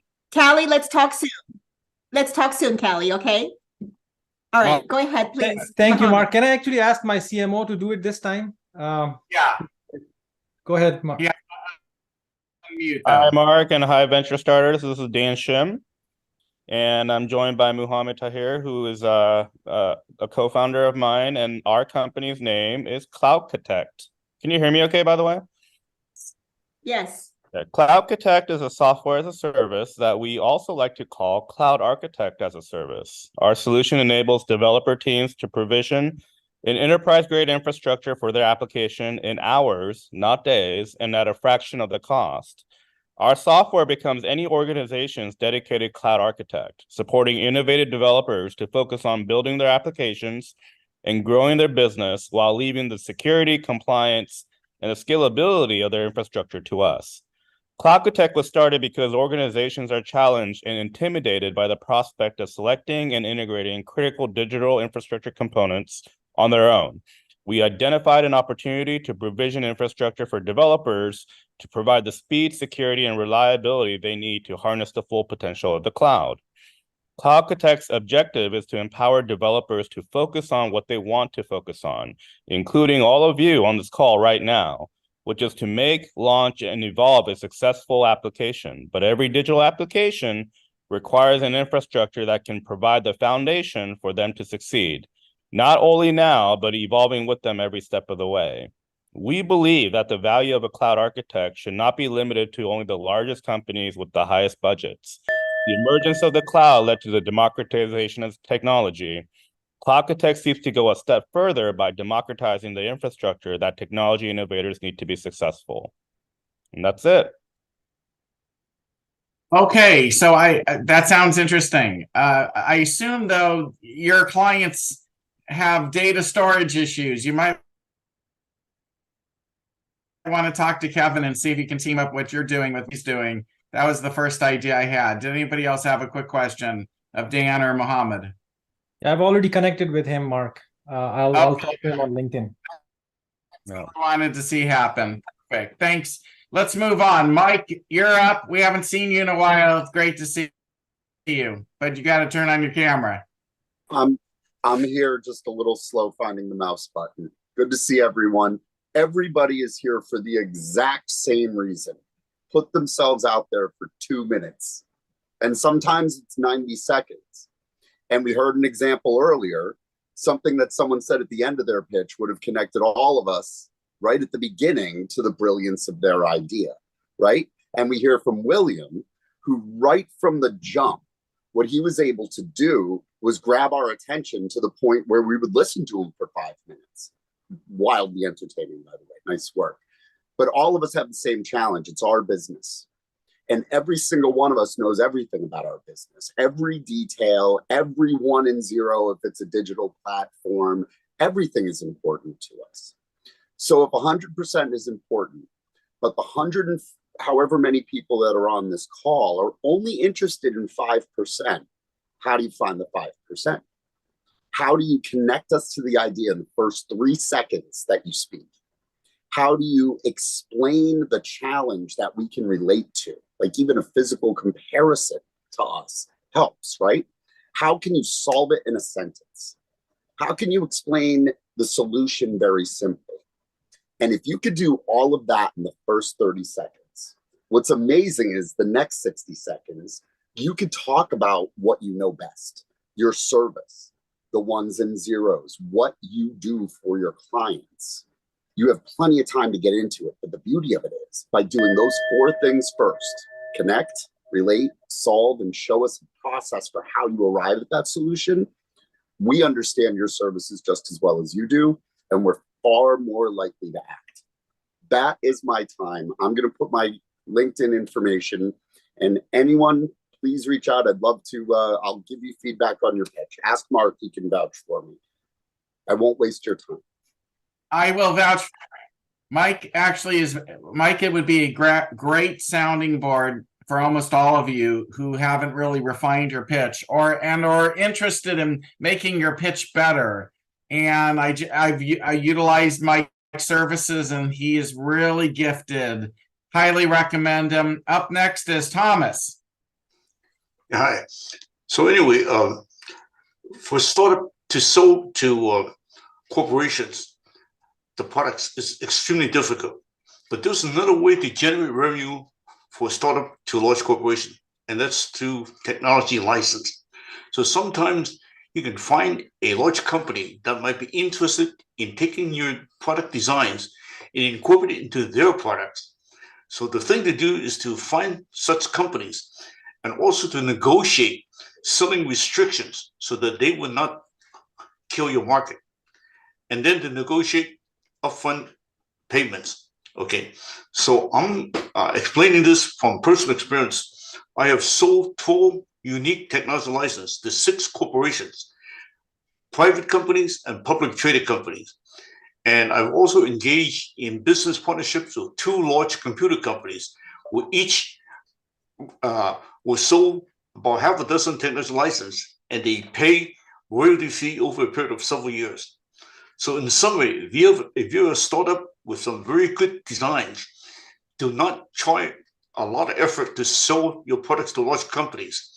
Rather, try to find large companies that can incorporate your design in their product line, and you can get paid either upfront lump sum payments or royalty fees over several years. So look for me in chat, and if you need help to license some of your designs, I'll be glad to work with you. Thank you. Definitely meet Thomas if you're interested in this. I personally am a huge fan of licensing. I've done over 100 licensing deals. I think that licensing is oftentimes the smartest move, and that may not be for all of you, but for many of you, and absolutely should be looked into and considered. So I'm glad, Thomas, that you brought that topic up to the community. We still have, looks like a dozen people that would like to pitch, so we're going to just keep moving on. Greg Neimer, you're up next. All right. Hi, Mark. Thank you. So I'm Greg Neimer, co-founder of Sparks, an entirely new kind of entertainment platform designed for creators to entertain and monetize their followers. So imagine a sophisticated Zoom system with built-in games like Jeopardy, where everyone is live on video participating. You can use one of our pre-built layouts for game shows, talent, or talk shows, or use our production studio to design your own, including the content, layout, background, etc. The platform itself relies on AI to initiate audience sounds like clapping and laughing, just like they do on TV. We'll also use AI to mediate the shows, detect inappropriate behavior, and even allow real-time language translation. Any creator with a following can host their show and broadcast it in real time on most live streaming platforms like Twitch, YouTube Live, TikTok, Instagram, etc. Currently, if you're a gamer, there's Twitch. If you write, there's Substack. Some creators can profit on OnlyFans. Everyone else is largely reliant on what little the platforms offer from a small percentage of advertising revenue. With Sparks, they'll own their show and can offer subscriptions, develop partnerships with brands to sponsor the show, run ads, provide gifts for contestants. Sparks will share in that revenue, much like Substack does for writers. We're also building a network of sponsors for the creators to call upon. In addition to creators, we'll be working with major studios that will use Sparks to test potential contestants and hosts on their online version of their show. We tested the system, played over 100 games. We got a 9.8 out of 10 from users and creators alike. We're now raising 1.5 million to finish the online version and launch nationwide. Thank you.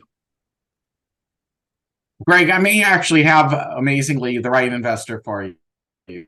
So get on my calendar so I can figure out what you are and hook you up with this person. Mark, I was listening to your very pitch. much. And I was just thinking you could do this on that platform. But anyway, we'll go. I'll reach out to you. Well, first of all, Zoom is such a pain in the ass. I don't know if anybody else is noticing, but some of the volume is cutting out tonight. I so dislike Zoom. I wish we could find another place to put our community. If anybody has any ideas of where we can go, where it won't cost us a bundle, since we're a free event, please let me know. Sparks is free.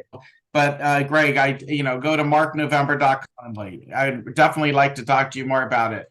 Rick, up next is Rick Cabrera. Hey, Mark. It's a pleasure to meet you guys. My name is Rick. This is my first time in one of these meetings. So I'm here to talk about a very specific problem that we're solving, right?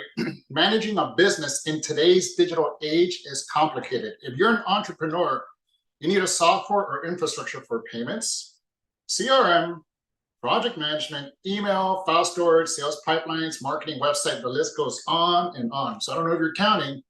How many subscriptions and logins is that, right? It's crazy. The only way to connect this is using something like Zapier, but then AI is never going to learn. Introducing WorkSend.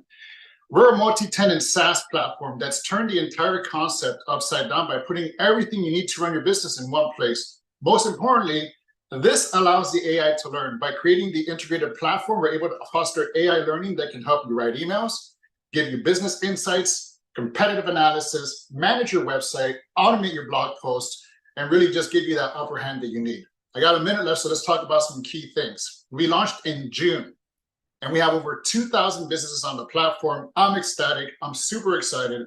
We're growing 30% month over month and adding 40 to 50 businesses a day, and on track to add over 1,000 businesses a month. A bad note, we're losing 90% of impression share on Google and Bing because our marketing budget is small. That's why we're raising funds. We have multiple patents issued, and our name is trademarked. We have patents around AI. We have a patent issued around our proprietary online presence engine. I've been in tech since I was 13 years old. I have over 20 years of experience. I know I don't look like a tech guy, but I am, I promise. We're raising a seed round at $500,000 with a 30% discount rate and an attractive valuation cap. We want to get to Series A, and we are going to be a unicorn. Mark my words, nobody works harder than I do. Thanks for the time.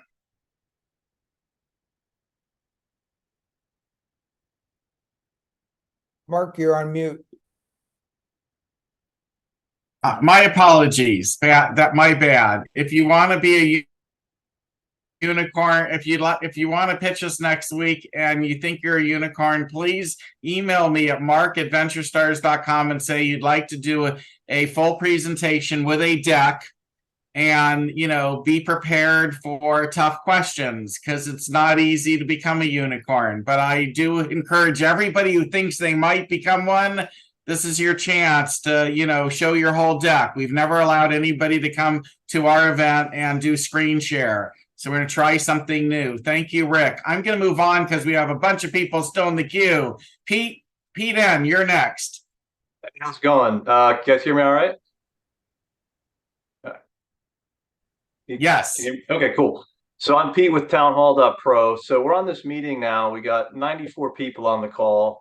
We got pretty high engagement with about, 10, 15 people. But what are the other people doing? Are they engaged at all? How can they communicate? How can they give feedback so that I, as the host, or anybody pitching or presenting, has any clue what's going on? So at Town Hall, we actually solve that. So we're a third-party plugin for Zoom. We're a Zoom app now.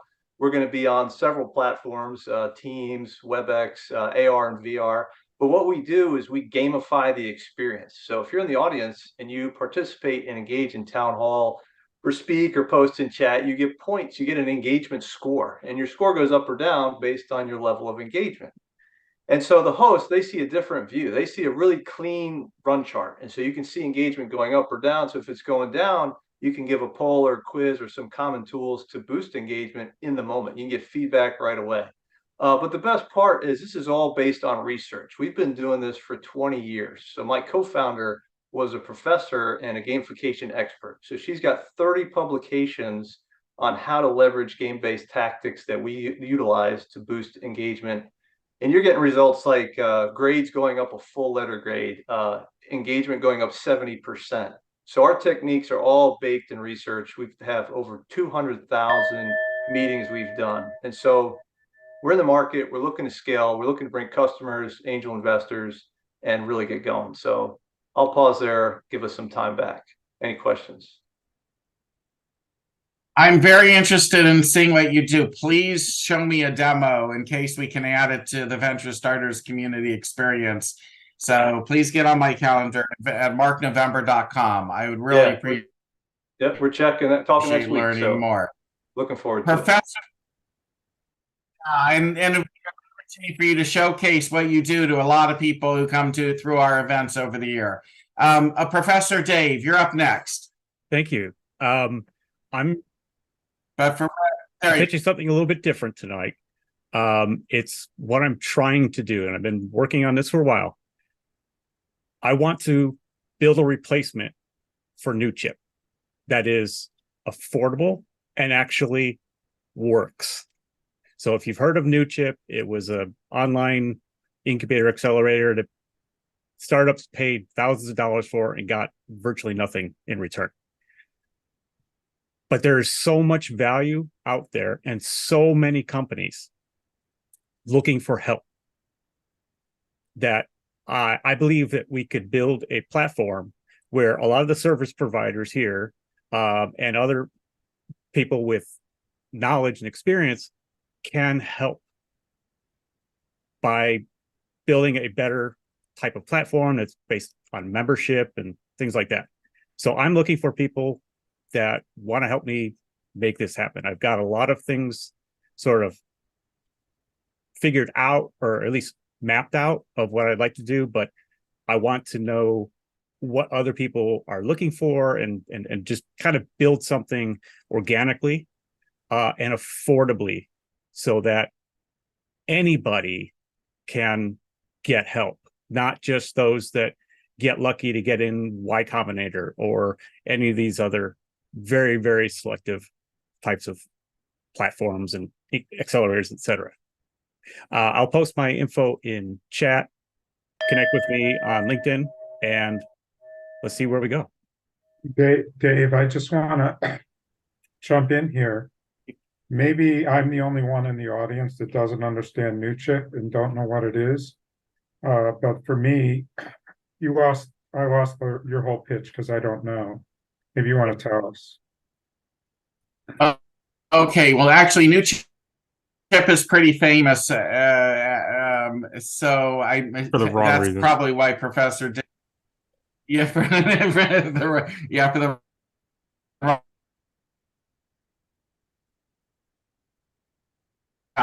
although they look pretty good accelerator programs to exist for startups, and they imploded on themselves just this year, actually. I applaud you, Professor Wade. I think that that's a worthwhile idea. I've spoken to at least 6 or 7 people who worked for NewChip who are all out trying to create a similar idea to figure out what to do and capture that market. It's going to be interesting to see where it leads. One of them even suggested that we become Venture Starter Studios as a separate spinoff to do essentially like similar things. NewChip. It's another one of those ideas of what to do with our community. Not quite sure if it's a fit or not. But anyways, good luck with that. And Len, if you didn't know NewChip, I agree. You wouldn't have a clue what Professor Dave was talking about. Let's move on because I want to get everybody in before the end of tonight. Please, nobody else raise their hand. Right now, we've got Bill Whitmire as our last speaker. Please, nobody else raise their hand tonight. Christina, so good to see you. So good to see you. High bar tonight. I mean, I'm pitching because of Rajiv. This is the power of networking. I was not ready for that. I know so many of you already working with you in all kind of capacity.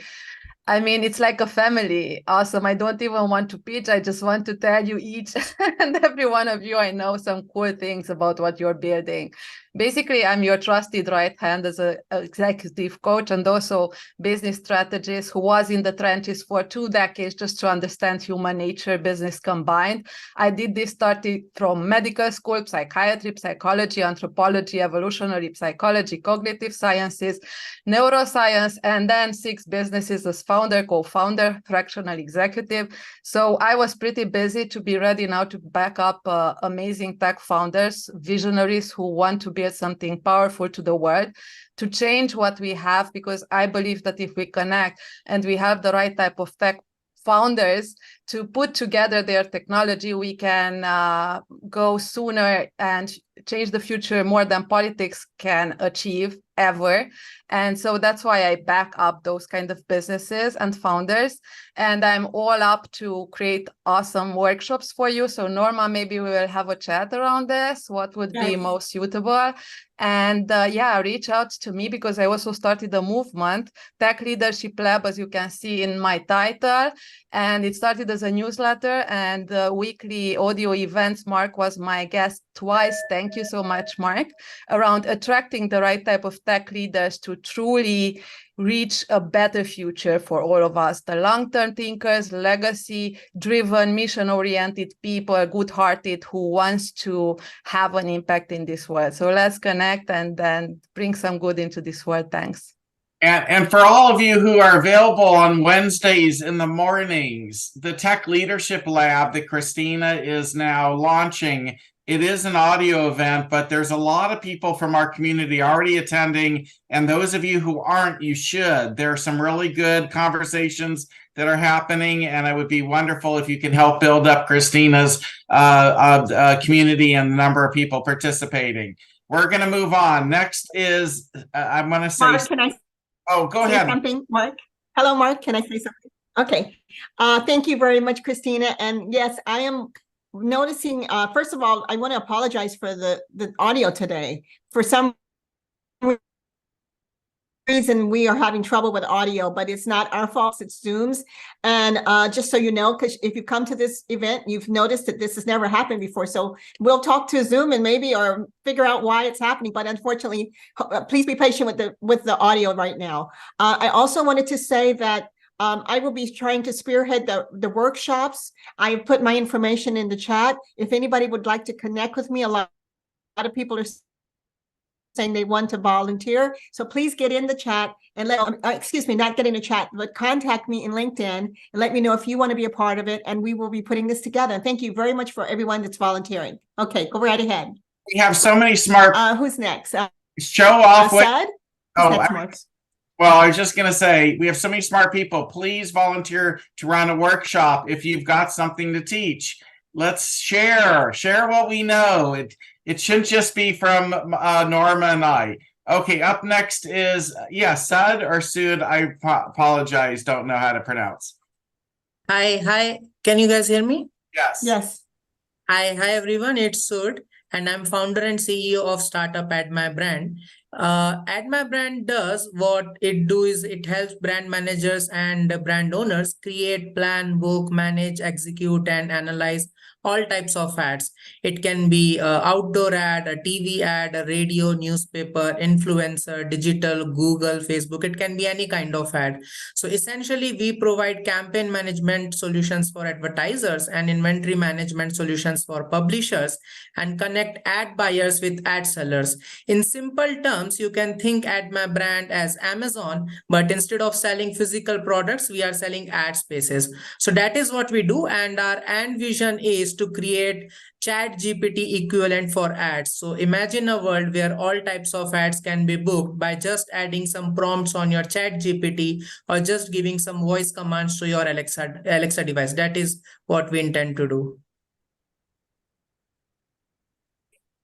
Okay, that sounds fascinating. Please, if you have a deck, email it to me. Otherwise, get on my calendar. I'd like to understand it. And actually, do you have are you live? Is this something I could see in a website and actually do Yes. Yeah, it's live. We are a $14.3 million revenue company. So we have done a lot of pilot campaigns.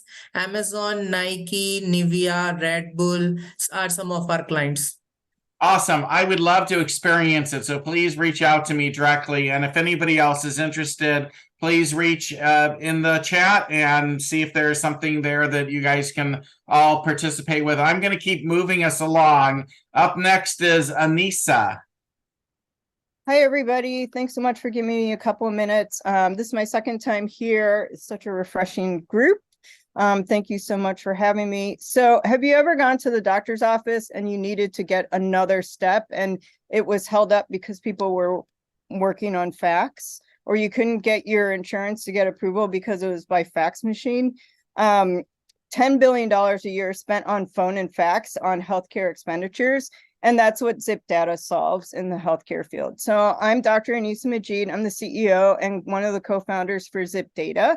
We've been working on this for a very long time because, as I said last week, nothing happens in healthcare fast. And we've created a product that's an AI and machine learning virtual print driver that is easily downloadable into any doctor's office. But now we're actually like integrating to EHRs and marketing companies. That sends the appropriate information from one EHR to an information system. Currently, we spend about $6 to $11 to do this, and our solution is about $2. It's a B2B software as service solution, and we're now about to have explosive growth right in front of us. We've bootstrapped this on our own with our own little angels, and now we're off to have a seed round. Our seed round ask is $3 million to support this explosive growth. That is both domestic and international. So thank you so much for giving me the time today. I'll put my LinkedIn in the chat. Please reach out to me. I've already had some great connections from last week, and I look forward to connecting more in this community. Thank you. Is there a scanner involved? Is that how they're, instead of the fax machine, are they using a scanner? Are currently, or what we use? No, what you're gonna do. We use, it's like a virtual print driver, and it's like downloading an HP printer from the internet. And instead of hitting print, send, fax from their electronic health record, which only solves the problem one way, because if I hit print, send, fax, Mark's office is going to receive paper. Kind of stupid. Now they have to do data entry on their side. So they hit print Zip Data, and our clients have their referring physicians using this, and it just goes to our web portal. And if they're already integrated with Zip Data, it goes straight into their information system and bypasses our cloud completely. But what if somebody wants to fax a doctor's office? Will they still be able to use your system even though the other side of the equation is a fax? No. So you need to change the whole industry, basically. Yep. Because if any of you have been in any doctor's offices recently, it is unbelievable. They still are all on fax machines. I don't even understand it. So if I wanted to fax my personal doctor, I couldn't do it unless they're like, no, just download this from our website. My personal doctor's office was using Zip Data. They could give it to their patients and they could use it from their computers. But they still kept the fax machine probably just in case, right? There's always one doctor who will keep a fax machine. Okay, I would like to talk to you about this. I have an appointment with you next Friday. Beautiful. Okay, fantastic. Because you're on to something. I don't know how to solve it. Michael, you're up next. Hello, Luke. And thank you. Yes, give me one moment here. I am working on a project. It is a creative economy marketplace, matchmaking service, and accelerator.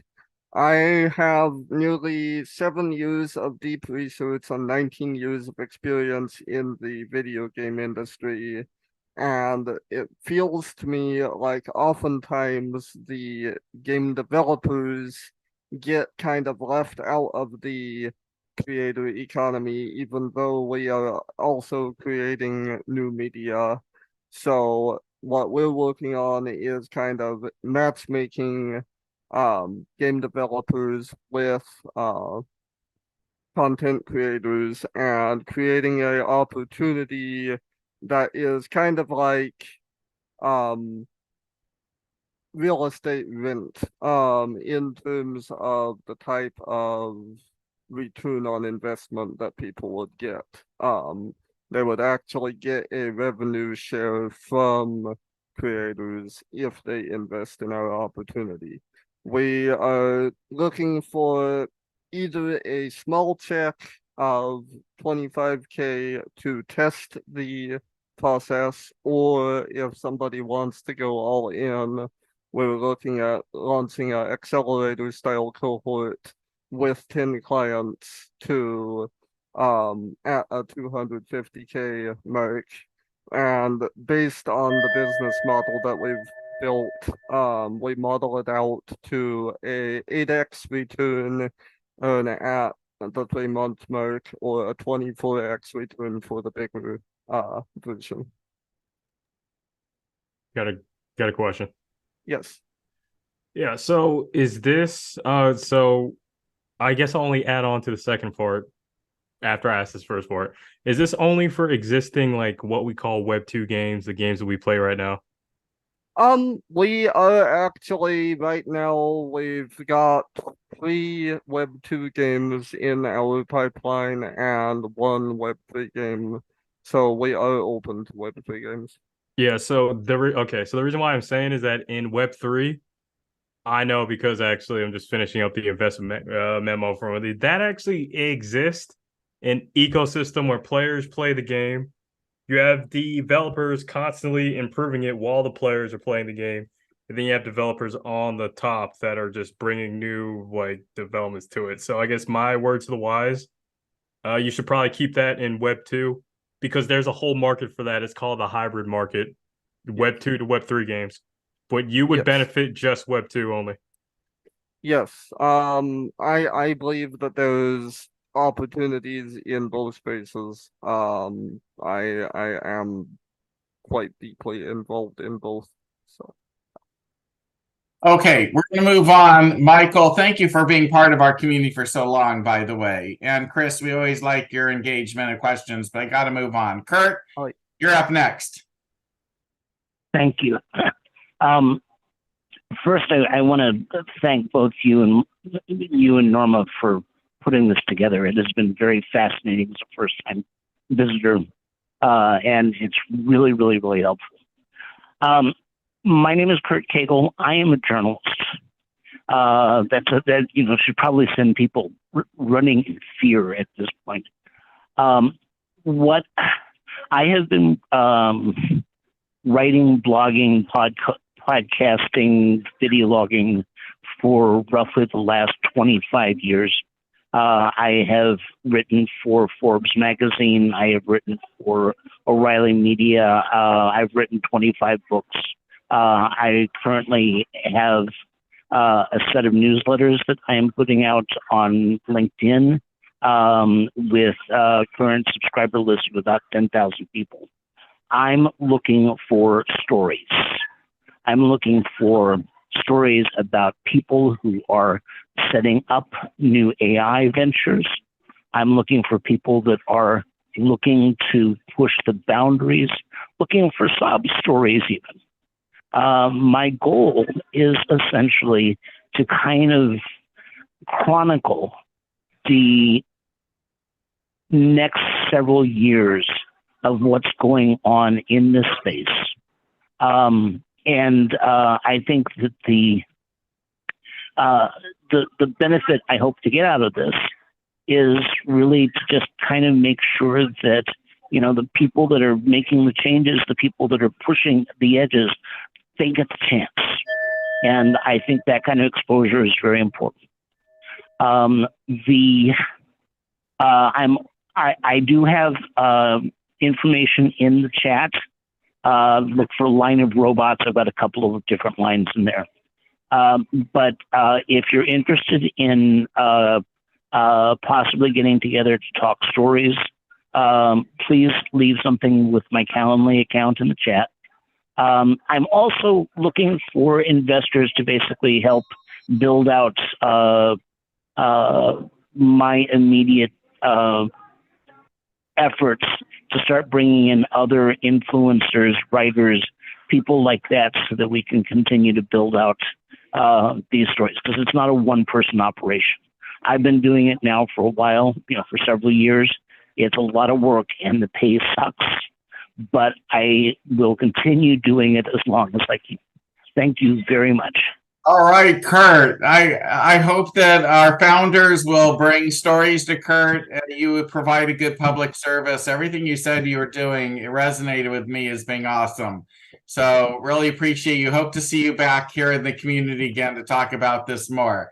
And meet Kurt in the chat. Up next is DT. All right, I'm going to keep it nice and short to the point. Hello, Venture Starters. My name is DT Badley, and I'm the co-founder of The Life Assistant. But wait, who even is this guy? I'm a biomedical engineer by trade, with Avi to develop an algorithm that enables patients to detect Parkinson's disease only using an Apple Watch. We actually just got published, and that was my first paper that I got published. It was really exciting. At The Life Assistant, we're not just another AI company, though. We're the game changers. We're the game changers in customer engagement and data interaction. Imagine a world where your customers can have a conversation with your data anytime, anywhere, on any platform they prefer. It's not just a chatbot. It's an interactive data liaison that works across multiple platforms, whether your customers on Messenger, Slack, Discord, Telegram, WhatsApp, you name it. Our technology enables a seamless interactive experience. We then package up these insights and can send it to any CRM or any data store that you have. That way you can actually read it for yourself and see how your customers are actually engaging with your products. We are looking for key strategic partnerships and businesses who are ready to take their customer engagement to the next level. I'll drop my contact details in the chat. Thank you very much. All right, that was great. I look forward to learning more about that as well. We're having a very interesting evening. There are some really impressive and interesting new people coming here with great ideas. Up next is Dr. Crystal. Hello, Mark. Hello, Norma. Thank you so much for hosting this event. As wonderful as it usually is, I apologize for my voice a priori. I've come down with COVID despite having been vaccinated, I suppose due to the new variant. But I just wanted to say that you had put out there a notice or a inquiry for people to run workshops. My name is Dr. Cristal Vidiello. I have a PhD in microbiology and immunology from Columbia University. I have been working in sciences, whether biotechnology, whether accelerators, whether academic sciences, for more than 20 years now. I started college at 13, so don't make any assumptions about my age. I would love to run a workshop on SBIR, STTR. Okay, what do you qualify for SBIR? What is the difference between phase 1 and phase 2? Which particular institute? Because the national NIH stands for National Institutes of Science. There are 24 granting SBIR institutes as of this moment, and whether or not you are a particularly good candidate for any particular one depends on whether or not you know how to utilize the resources that are granted by grants.gov, by the National Institutes of Health, by Matchmaker and Reporter, which are tools all available for free and by the public. However, they're not easy to navigate. I'm happy to run a 30-minute workshop on that. I'm going to put my information in the chat. Thank you so much for having me this and every week. And again, I apologize, but I'm sick as a dog right now. So this is as good as I can. This is as well as I can speak at the moment. Thank you again. I hope you feel better. I would love you to do that workshop. Companies that Norma and I own have obtained over $2 million in SBIR grants, and there's nothing more fun than non-dilutive funding. And so this would be great if you could do that workshop. I'm going to keep moving on because we have 2 more people to speak tonight. Leslie, you're next. Yes, hi. My name is Leslie Sheridan. I'm the founder of Planet Sense, and businesses out there have a big problem. What is their problem? Lots of millennials and Gen Z and Gen X rising up and saying, you know what? You're not doing anything about climate change. And guess what? We're leaving you. We're customers, employees, partners, suppliers, shareholders, and we mean business. So all of your greenwashing that you got along for ages and the baby boomers that let you get away with it, It's not happening. We've had enough. And we will be 75% of the world's population by 2050 around the world. So you got to take some action and stop pointing your finger at individuals saying you recycle, you do this, you do that. Guess what? You get to point the finger at yourself. So businesses are going, oh, what the heck am I going to do? I'm used to greenwashing, slapping my name on a conference, et cetera, and this isn't working. So what are they doing? They're pointing at carbon offsets, carbon credits. Guess what? If those are not third-party independent verified, they are BS. They don't mean anything. So you can say you're planting 2 million trees in Uganda. Sorry, unless it's independent verified, don't believe it. So what we have is Planet Sense has a marketplace. It's a green, sustainable products and services marketplace. By the way, there is no one that's global products and services right now, shockingly, where people, individuals and businesses can go and buy. How can businesses use our marketplace? We are an attraction and retention tool for all of those customers, employees, partners, suppliers, and shareholders, saying, hey, guess what? You can use our platform as an employee benefit, as an employee, customer, partner, supplier, incentive, recognition, or reward. We allow you to do that. And guess what? All those people you share it with, they can do it as well. So basically, you are sharing that with all of your customers, your partners, suppliers. They win and we win and the whole world wins, and we can backtrack climate change. All right. Thanks, Leslie. By the way, there's going to be a climate tech night. It's going to be, there'll be a couple of different themes that night. It's coming up. There'll be more in the schedule soon. We've never done climate tech as a focus. So we're going to do that, which will be fun. Question. Yeah. So Leslie, I love your idea. And one of the things at TechCrunch Disrupt that was actually mentioned, so I believe everybody's possibly going to agree on me when we say this. Everybody wants to save the environment, but in the startup phase, doing green alternatives, recycling, and like major manufacturing and whatever else goes into all of that complicated stuff is a very expensive operating cost. So is this something you're saying theoretically startups could use to get ahead of that stuff without breaking the bank? They could be using on CapEx and R&D and all that other good stuff, sales, SG&A. Is this something? Platform. It's a platform, much like think of it as a green Amazon, but we have a B2B2C level. We've got sellers on the marketplace that sell both sustainable products and services. We also have channel partners with the two-way revenue stream, where channel partners like employee benefit companies, customer loyalty companies, employee engagement companies, etc., all of the areas with how our business customers can use the marketplace. We have a two-way revenue stream going with them. So we allow them into the marketplace. Normally they would not be allowed because they're not selling sustainable goods and services. They send their customers to us. So if they're an employee benefits company, hey, we've got this new tool, no other benefits company has this in the industry, makes us look good, we can up our sustainable purchasing. But guess what? We're providing you with all these other benefits. You got a new benefit you can offer people. They sell that basically for us. We pay them a commission. So it's a two-way revenue stream.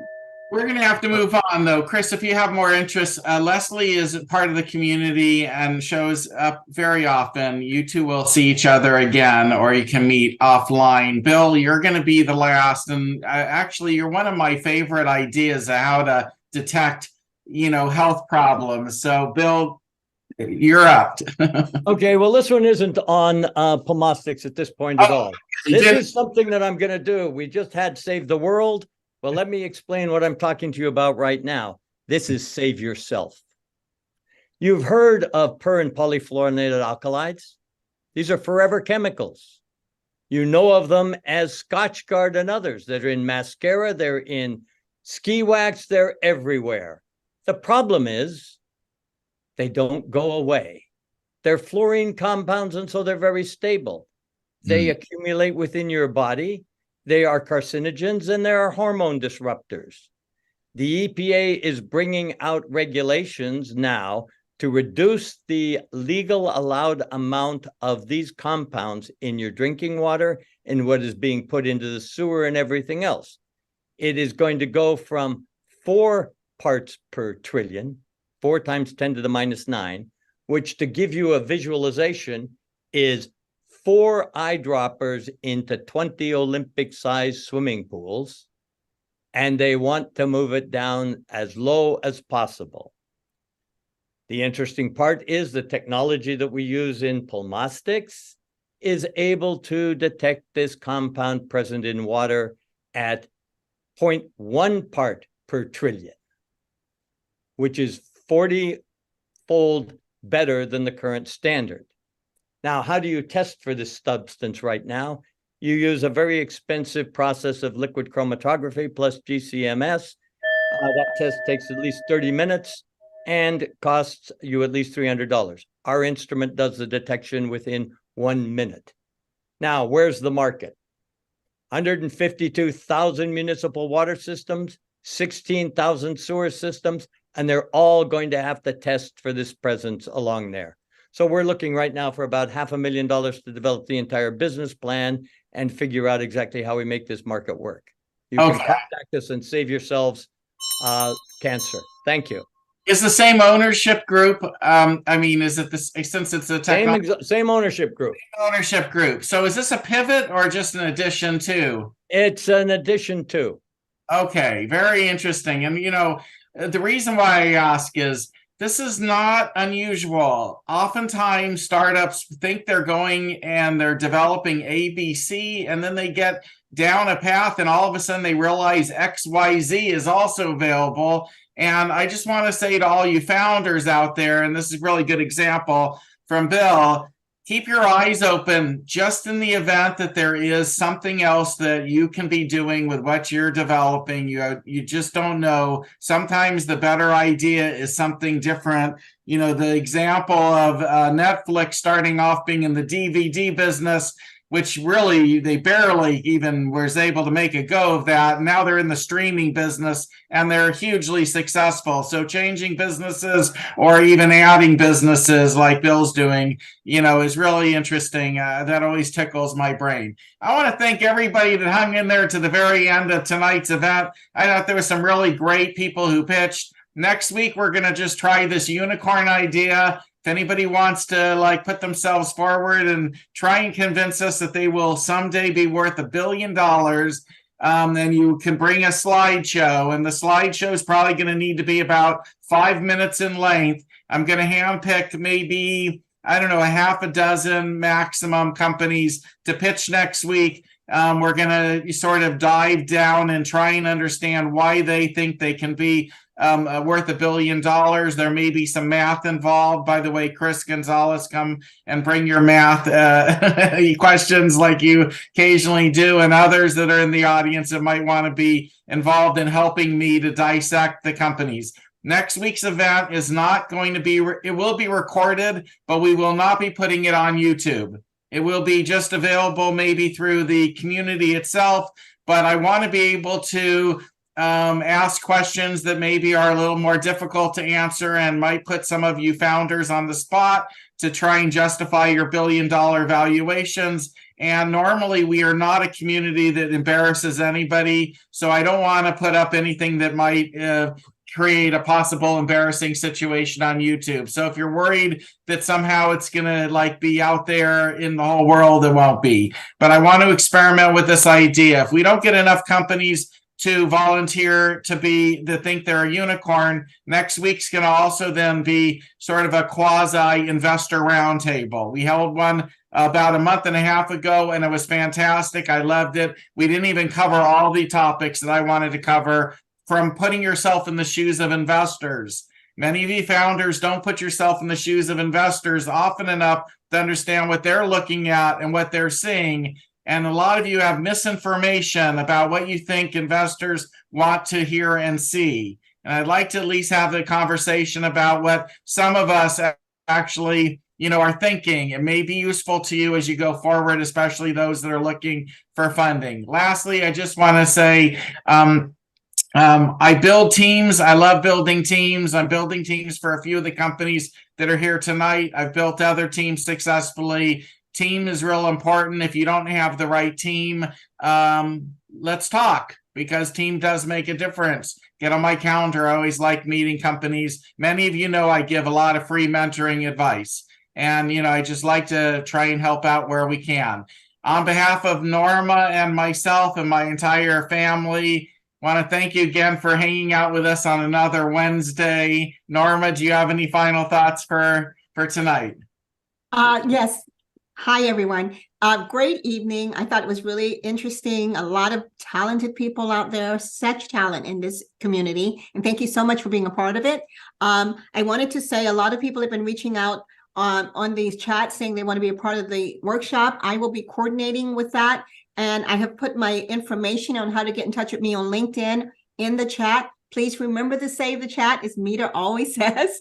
Please remember to save the chat. And by the way, if our assistant can help save the chat for me, because I haven't been able to watch it and get all the names that want to be a part of the workshop. Thank you so much for everyone being a part. Thank you for bringing out your great ideas. And I really hope everyone becomes their own unicorn. Thank you. Thank you. And the way to save the chat is there's 3 dots at the bottom of the chat. Click on the 3 dots and it'll give you an option to save the chat. Good night, everybody. Have a wonderful night. We will see you hopefully next Wednesday. Thanks for making Wednesdays Venture Starters Day. So much appreciation. Take care, everybody. Good night, guys.